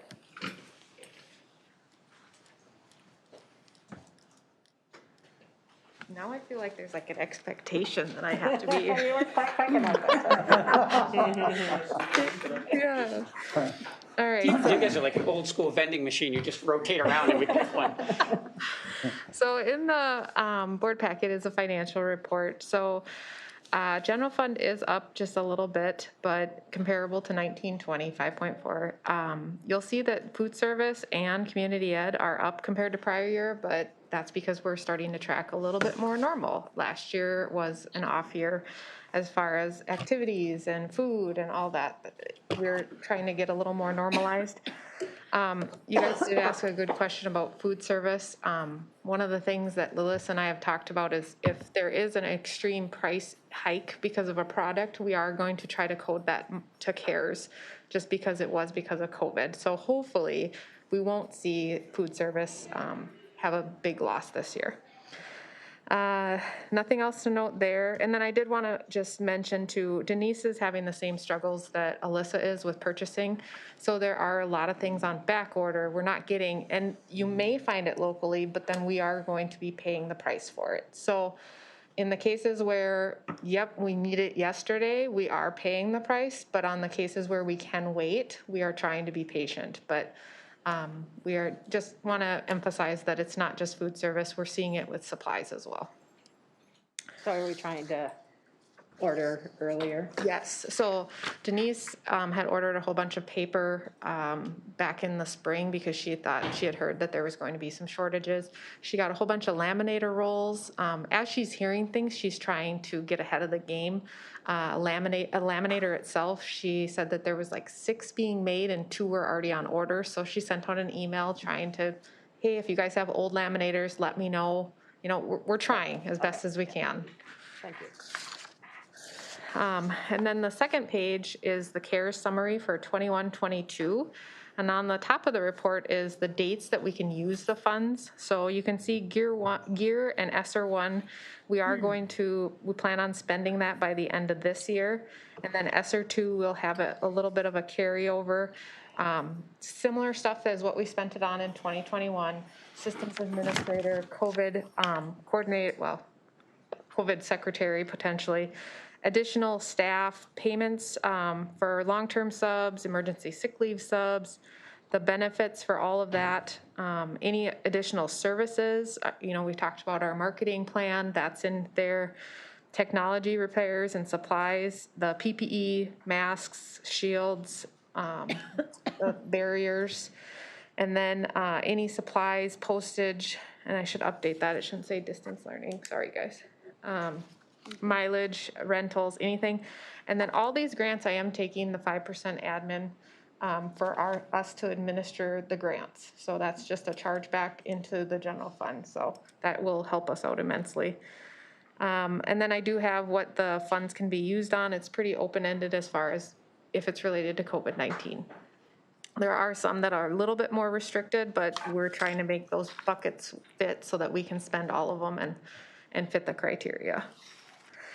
And some of these applications, the ESSER 3 is due the end of this week, and as I was in there, there was another allocation that I was not aware of. Apparently there are ARP homeless children and youth, and the allocation was about $32,000. And then Sarah wanted to speak. She just got recent approval, and I'll let her speak to. Yes. So I'm so excited to bring this to you, and I'll be very brief. But so we get E-rate funding, as we know, for our network, to do our network improvements and stuff. With COVID happening, that same program opened up an emergency connectivity fund. Okay, and it was very short timeline, but we had to have data that showed what we needed, what our students and families had, what we were still lacking, and then there was a narrative piece that we had to put together of why we should get this funding. We just found out ours was completely approved, completely funded. It's just shy of $1 million. Okay. So it's 25. I know, so it's 2,500 touchscreen Chromebooks with their licenses. So that's most likely, I'm working it out, but I'm planning on it being our next 2 years of refresh for our student devices that won't have to hit our general fund. So I'm really excited about that. I just wanted to share with you. I asked Marcy if I could pop in to share that with you, because that was very exciting. No wonder you're so excited back here. Wow, good for you. I really did want to take all the credit, but. Yeah. And then the second page is 2021, how we spent it. And I just wanted to point out, you guys, we spent $3.5 million in this federal money. So just imagine if we hadn't gotten it. It's mind-blowing. So the categories are there. And I want to echo, the social media. We did not get this funding because of, the mask mandate or any other mandates. This is given to all districts. So I know there's a lot of rumors out there, and yeah, it's been allocated to all districts, whether they have a mask mandate or not. So, thank you. Yeah. Thanks, Marcy. Yeah, thanks, Marcy. Thank you. Any questions for Marcy before she sneaks away? Oh, no? No, okay. Okay. And next is the superintendent's report. I just jumped in. You'd swear I had a 4:15 appointment. I know, I don't think I'm going to make it. Anyway, one of the really fun things that I get to do at the beginning of each school year is to give everyone their updated Warrior pins. As you guys are aware, every 5 years we are fortunate to add a Warrior pin to our lanyards. I just got my 5-year pin, so I'm really proud of it. I just got it today.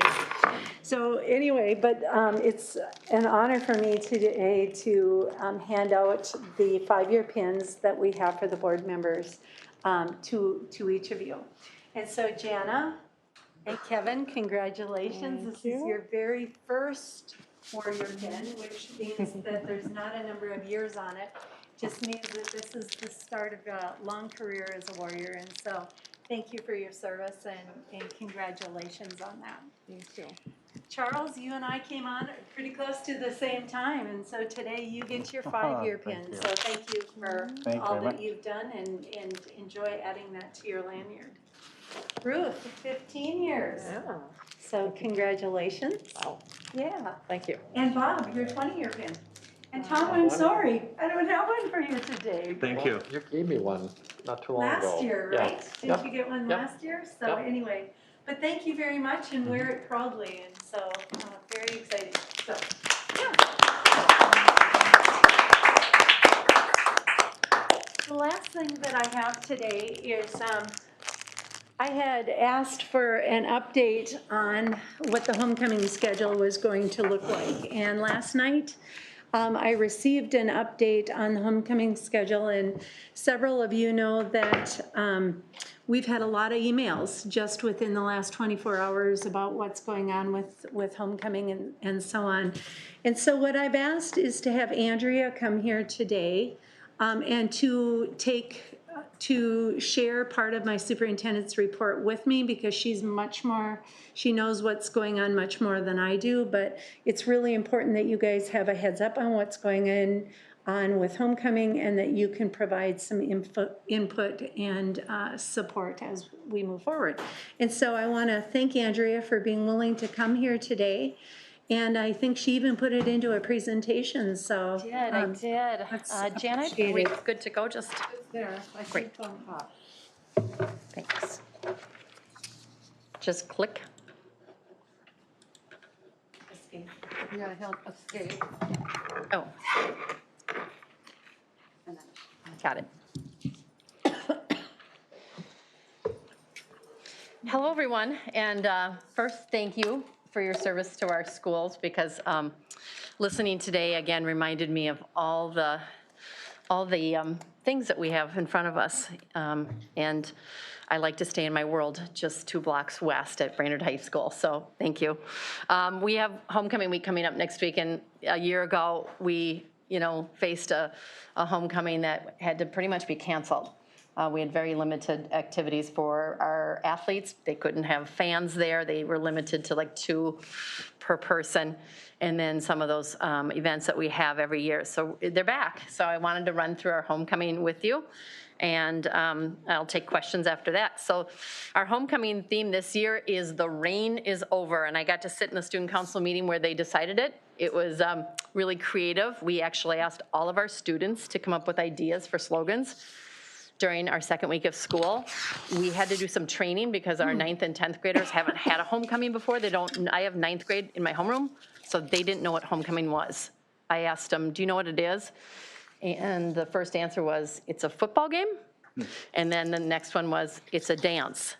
And so it was really interesting to kind of listen from the perspective of a 9th grader, because again, not having it last year. So they landed through a vote in their meeting to this slogan, "The rain is over." We play the Rogers Royals on Friday night for football. Our other athletic teams have different competitors.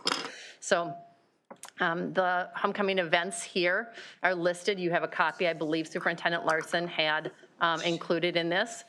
But we have, dress-up days are really fun. I actually like it. I dress up for work, but I really like participating. And the students have been very centered on having dress-up days that are, that's not difficult for people to participate. Means they don't have to spend maybe a lot of money or spend a lot of time. They can just jump in and be part of that. And so Allison Rice led this committee. She did an excellent job.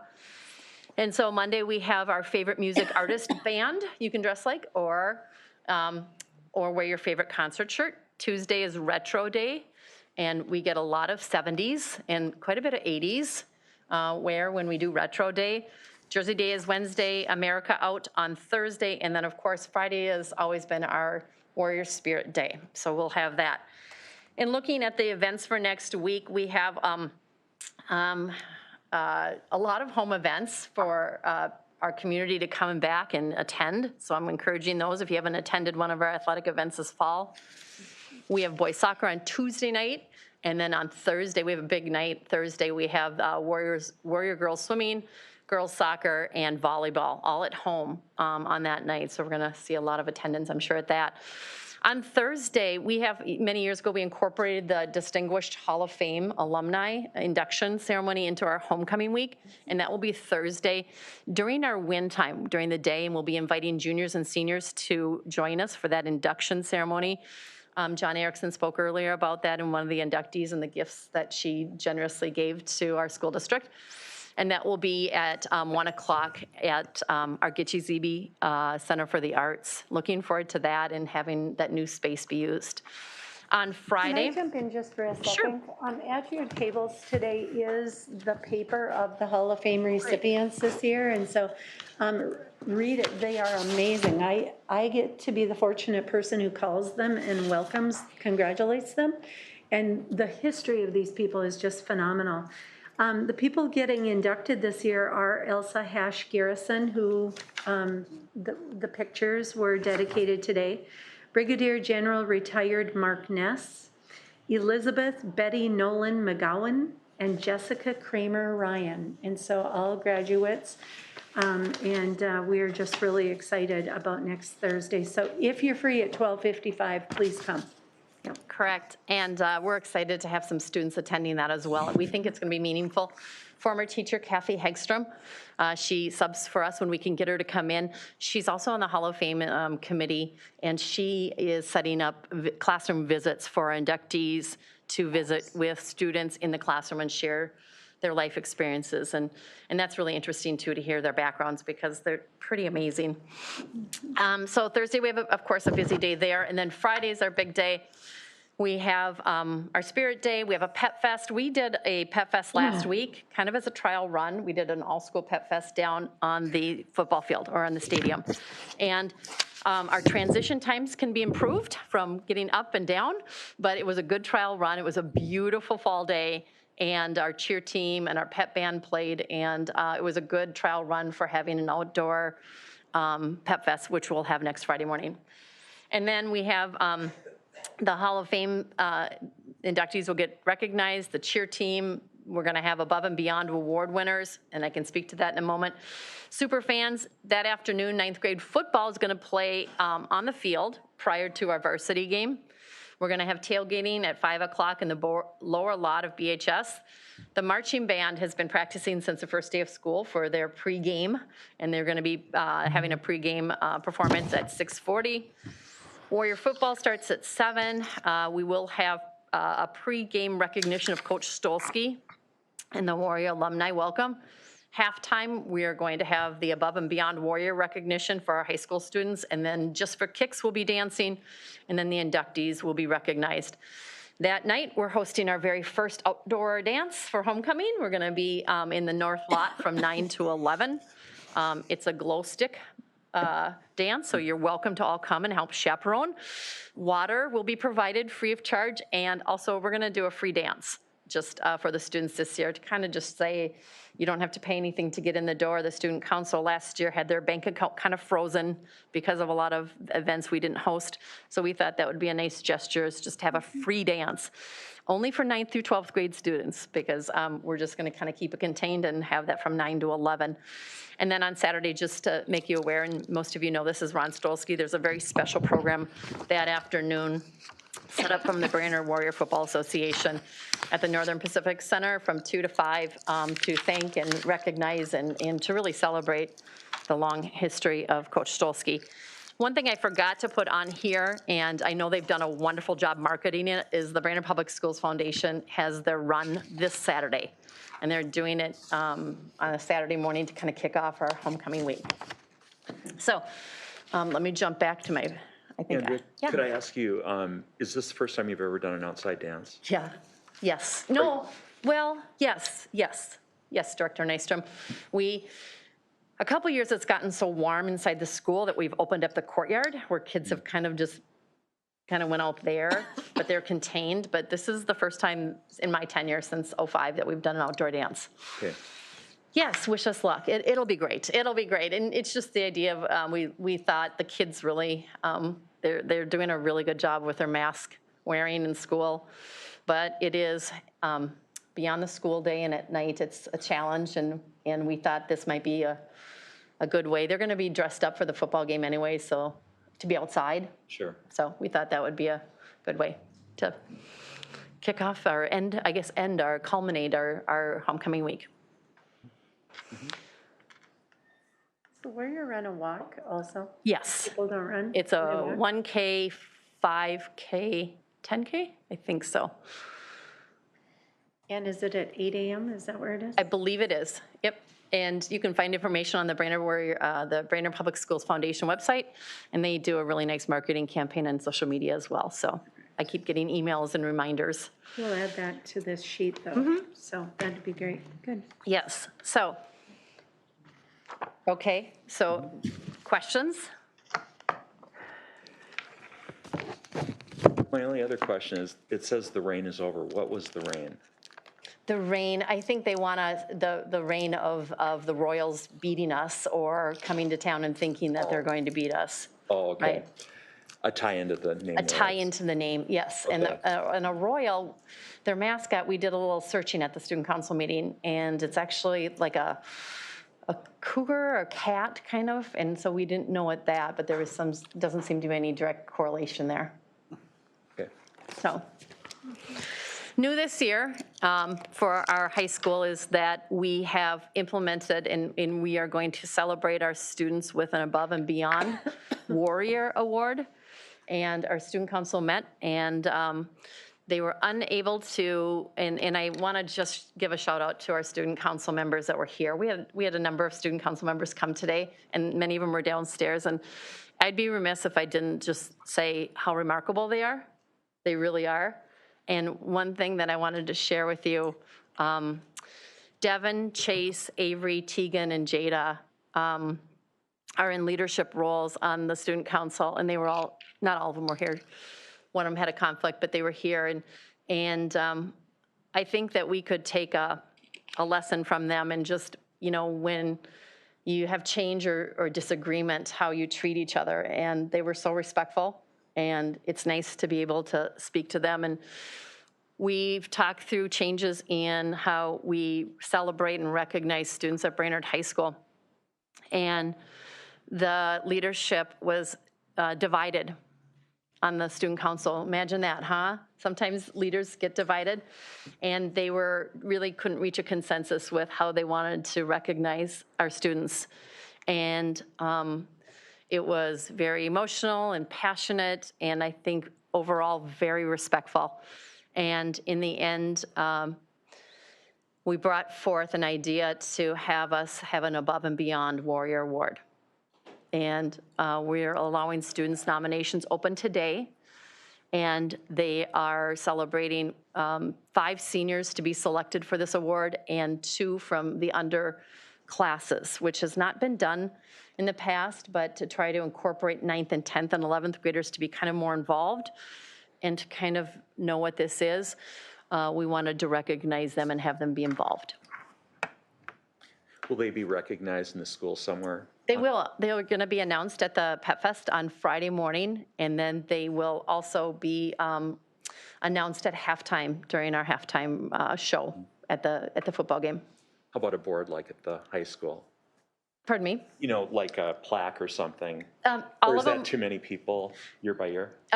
No, they actually came up with an idea that they wanted to do. Devin, they offered some ideas on buying like a sweatshirt, like we give a jacket away to the Above and Beyond teacher and staff and school district employee award. And they thought of a sweatshirt and a pin. That was they wanted to have a pin to kind of a keepsake. So. Sounds good. Yeah. Wonderful, yeah. Yeah. So, and Powder Puff has not been canceled. It's just being on hold. That's another event that a senior girl came up to me today and said, I heard it was canceled. No, just due to safety right now with COVID, we're just putting it on hold. It is an outdoor activity, but it is a contact activity. And if you've watched in years past, we haven't had it every year. Some years student council has not sponsored it, and they've not organized in time to get it up and running. But I just said that this year, let's put it on hold. And as soon as we can see COVID rates going down, at the high school especially, that we'll plan that. It doesn't have to be tied to homecoming. We can have that at any time of the year. So Andrea, I really like the above and beyond. I think that's a nice recognition. I really do. And I too would commend the student council. Did you say there's 5 or 6 on that group? Well, they were the ones that I met with a number of times. I met with the whole student council when we started the discussions about how could we recognize our students and celebrate them. Sure, okay. So I don't know that I'm quite connecting the dots on why, because we just recently, and thank you, Jana, for sending out, hey, give me some information on. Well, we got a lot of communication about it, and I didn't have any answers for Yeah, people. I didn't either. I didn't know anything about it. Yeah. But I'm not connecting the dots why we are no longer doing the traditional king and queen Sure. homecoming. Nope, I think that's a fair question. And again, I told a senior girl this morning, my door's always open, and if we want to continue conversations, I just don't think that things have to be done and over with. I think we can continue conversations. We just didn't reach a consensus by the student leaders as to what they wanted. The rationale was a couple years ago, we talked about how could we have a celebration and a recognition of students, especially seniors, that is inclusive, and it would not maybe have anyone feel exclusive or excluded. And at that time, the leaders of the student council talked about having it be non-gender based. And last year, we did not have it be gender based. Last year, we had a recognition of ambassadors, and we went away from a king and queen last year, and we nominated, the seniors nominated ambassadors. And this year, when the student council convened, and again, I'm not always directly involved, it is a fairly well-run student-led group. They were not in agreement as to what they would do to celebrate and recognize the students. Some members of the student council wanted to return to a traditional king and queen, yet there were others that had expressed a commitment to wanting to have it be gender neutral. Let's pick people and let us pick who we want. And they did not reach consensus. So I did turn to Superintendent Larson and I asked for some board input. I also met with the advisors of the junior class, senior class, and student council to get their input. And I think given that we've had a very difficult year for many reasons and across many different student groups, we really felt committed to having something that would recognize the students for maybe what they've done or who they are as a person. And again, it was just, we couldn't get there with maybe the student leadership. They were divided, and that's a difficult place we could, to be in.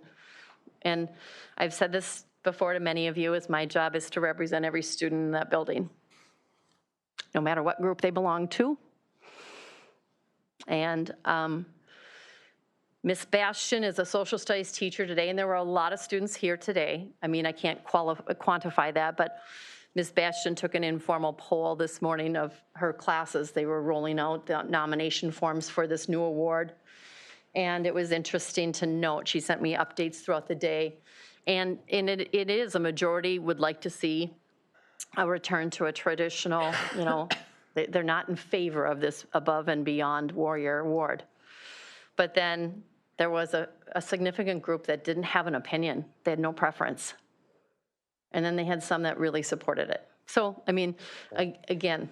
Well, we don't need to belabor this, but again, I really like the above and beyond. I'm really disappointed that we're not doing the traditional king and queen.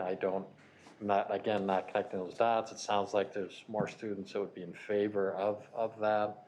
And, I don't know why in such short order, then we all of a sudden have to take that also away from our students. And it's just, and this is, this is not directed towards you, Andrew. I'm just disappointed that all of a sudden we've got to make this yet another quick adjustment on something that, without any, because it's a pretty big deal in my mind. It wasn't a big deal to me when I was in high school, and frankly, it isn't a big deal to me now, but it is to a lot of our students, and it's just kind of a shame that we lose some of these pieces, but. And I think that, again, I'm hopeful, and I told this to the students that, that disagreed with each other, that it doesn't have to end here. We can continue to talk about this and see how it can evolve. Homecoming is next week already, though, so you can't keep talking about it. No, but I think we can keep the conversation in regards to what traditions, that we'll keep at Brainerd High School, and are there ways that we can tweak or adjust them to make everyone feel included? And again, I think the lens for me started with maybe a gender lens in the sense of just having that come to my attention. But then it moved a little bit into more of a cultural history lens too. So I think that I'm still learning, listening, and I don't want to shut the door on conversations to continue, especially with students that are as committed as these students are. Andrea, if I could say too, I totally agree with Tom. I love tradition, and it's hard for me to see it go. But the reality of it is, it's usually the people that are in the most popular clique, the best looking, or an athlete. A guy like me in '72 would not have been voted king. If the school board voted for a king and queen, it would obviously be Kevin and Janet. They're the best looking. Wow. I think we need to vote on that. I think we need an action item to vote on that one. So anyway, I understand what you're doing. And just know that I know that you've received a lot of emails, and so have I. And I had a young woman this morning, smart, caring, kind, committed to school, come in this morning, and it was very emotional. And I listened, and again, I'm going to continue to challenge students to think outside the box and not have it be one way or the other way. Is there something that we can do to have students feel safe and secure and feel included and feel, the intent is not to divide our students. And I think the feedback, even from Ms. Bastian in an informal way, is there are a lot of students that don't have a preference that we're not hearing from. But I think part of that is because maybe they don't feel connected, or they don't care. Like Director Hagelin said, they don't care. But we're hearing from the people who care. And I think some people have thought that this was just a very quick, and again, it's that communication. If you put it out there, some people will then want to debate it, and others will say, who cares? And I just want you to know that this was not a decision made lightly last year.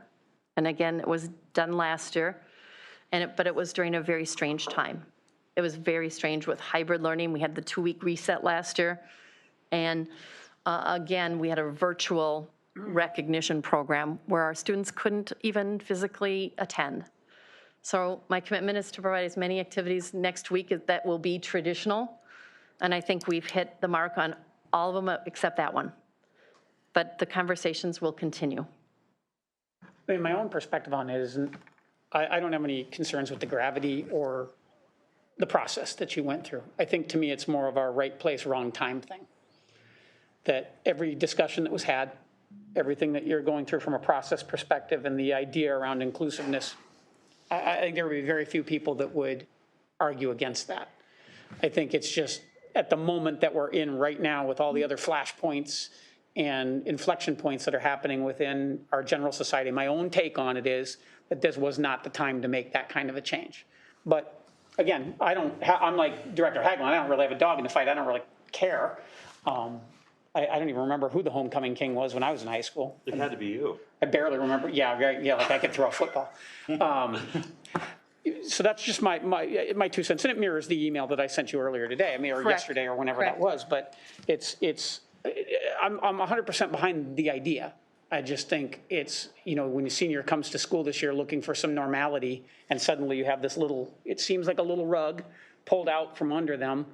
Might seem minor to me. In fact, it seems very minor to me. But my email says otherwise. But not to others, and I recognize that, and I appreciate what you said. It is a tough time, and Superintendent Larson and again, board members consulted. We focused on how to raise kids up. And in a time that they've struggled with their mental health, physical health, social, emotional health, and that's the popular kids to the kids who feel invisible. How do we lift people up? And I don't think anyone would argue about that, even the emails that I'm getting. I just think, again, they're wanting that traditional. I mean, you're doing the best you can do, and I don't, it is what it is. I do Thank you for think the presentation. This is not, thank you, Andrea. I mean, I appreciate everything that you've done, and this is not an easy decision to make at all. I do have to highlight that I think this brings to light, again, a little bit of a, I don't know if it's procedural or what it is for us as a board, and I'm sorry, but we either have to decide if things are board decisions or they're not. And this isn't a board decision. I really don't think so. I really think this is an administrative decision. This lies with the students, with Andrea, with the admin team. However, when board members are consulted, it dances on a line of becoming a board issue. And in this case, a couple of board members were brought in for consult. And I'm okay with that somewhat, but I just feel like the public needs to know, because we are getting backlash on this, that the board decided this, and the board did not decide this. A couple of board members were consulted, and that's okay. They're community members as well. We all wear lots of different hats, so I guess I just want to put that out there. I think for us as a group, we've got some working on ourselves to do a little bit about when do we just lean on a couple board members and not the entire board? Or when do we say, well, okay, if we're not going to all have a voice, then I'm going to not weigh in on this. And I think it is, when we talk about who homecoming's for, it is absolutely first and foremost for the kids. However, a homecoming, think about what that word means. It's the whole community. It's alumni. So I really do think that yes, we have to tend to the kids' needs, but I think we have to remember that we exist in a community. We're a public school system, and I just want to make sure we remember that part of it. We want people to be proud to come back and participate in that kind of thing. And when it feels like, even if it's a tiny rug was kind of pulled out, that has impacts beyond the student body too, so. There's been a lot of rugs pulled out this past year and a half. Absolutely. So I don't think anyone This is a tiny would. one compared to a lot of the others, but it's. Tiny for some, very important to others. And I think I want to just stress that, and the students have been great. And I plan to do a follow-up with them tomorrow, because I want that continued conversation to see where we landed. And again, they were very polarized to start with. And now today, at least a couple of them reached out and said, can we talk about this again? And I don't want to mislead anyone here. I'm just saying to you, Director Hagelin, that I think that I don't want the conversation to be done, because I think they feel like, okay, this is over, but I think it can help us grow, and I think it's going to help us build our school spirit and our culture back after a very difficult time.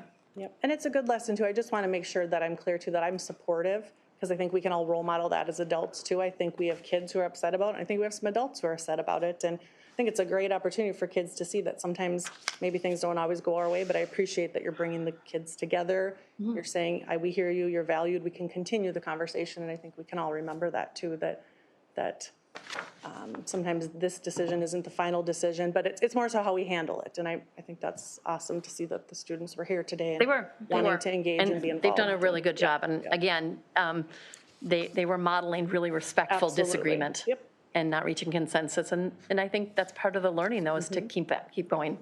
And I appreciate you agreeing to come sit in that seat today. And thank you. In that moment, this is not a fun topic to have to go over, as minor as it might seem.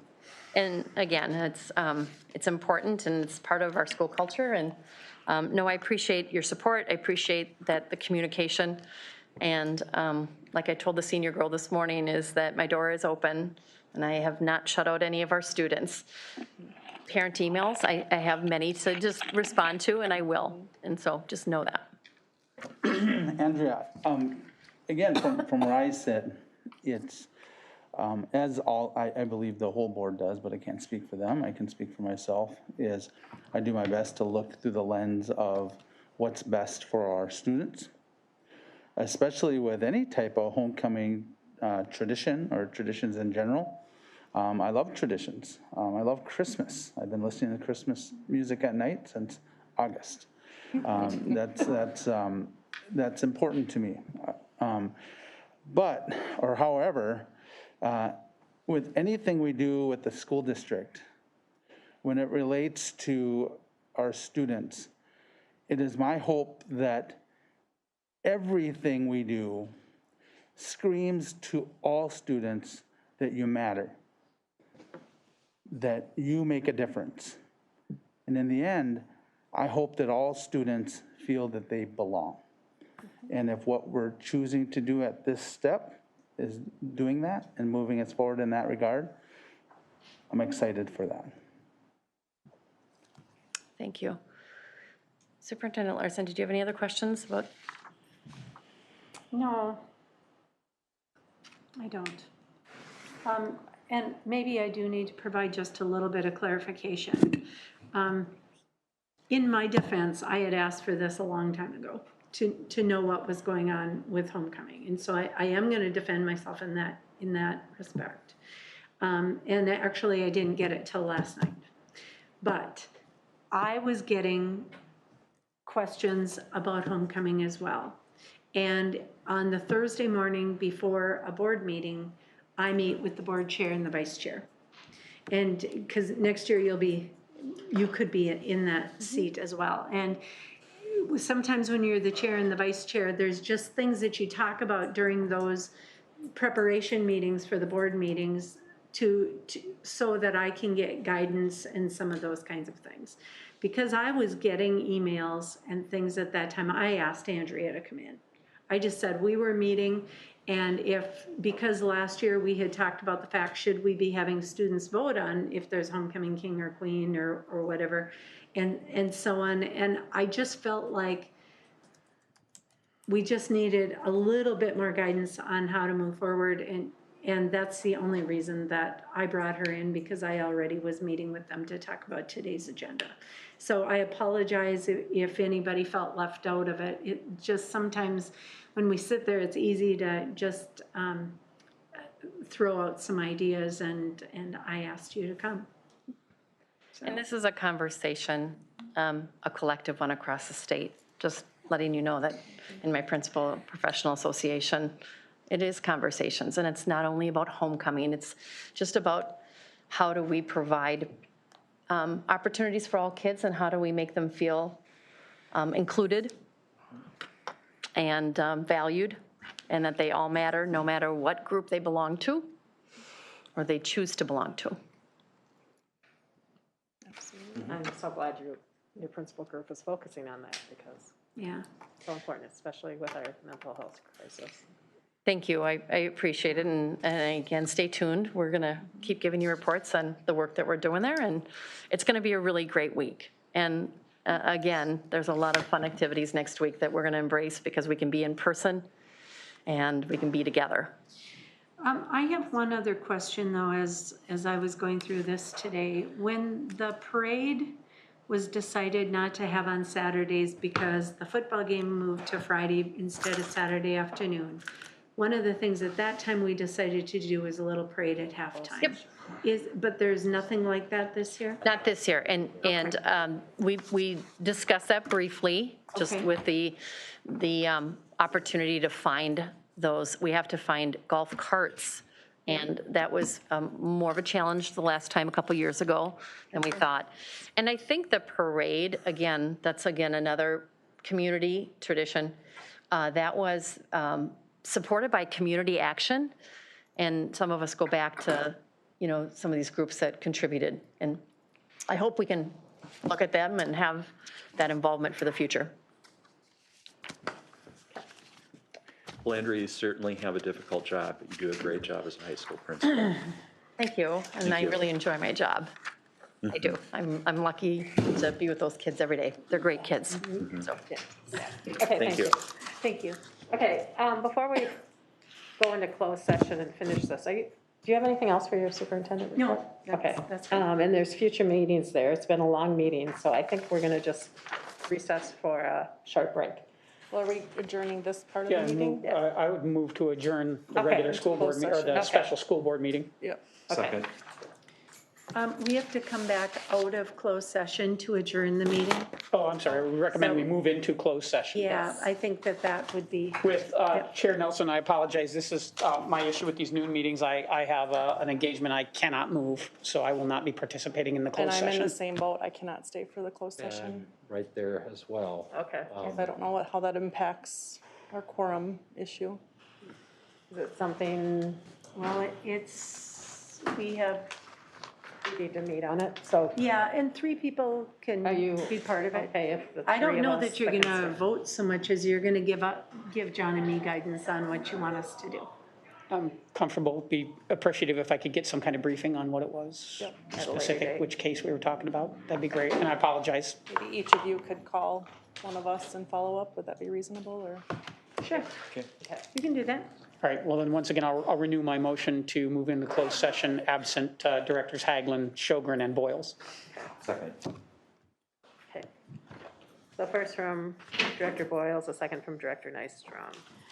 I have a 4:15 as well, so. Okay, so, We can, okay. yeah. So all in favor of moving into closed session, say aye. Aye. Those opposed, same sign. Okay. And we'll take a quick break and then we'll go into closed session.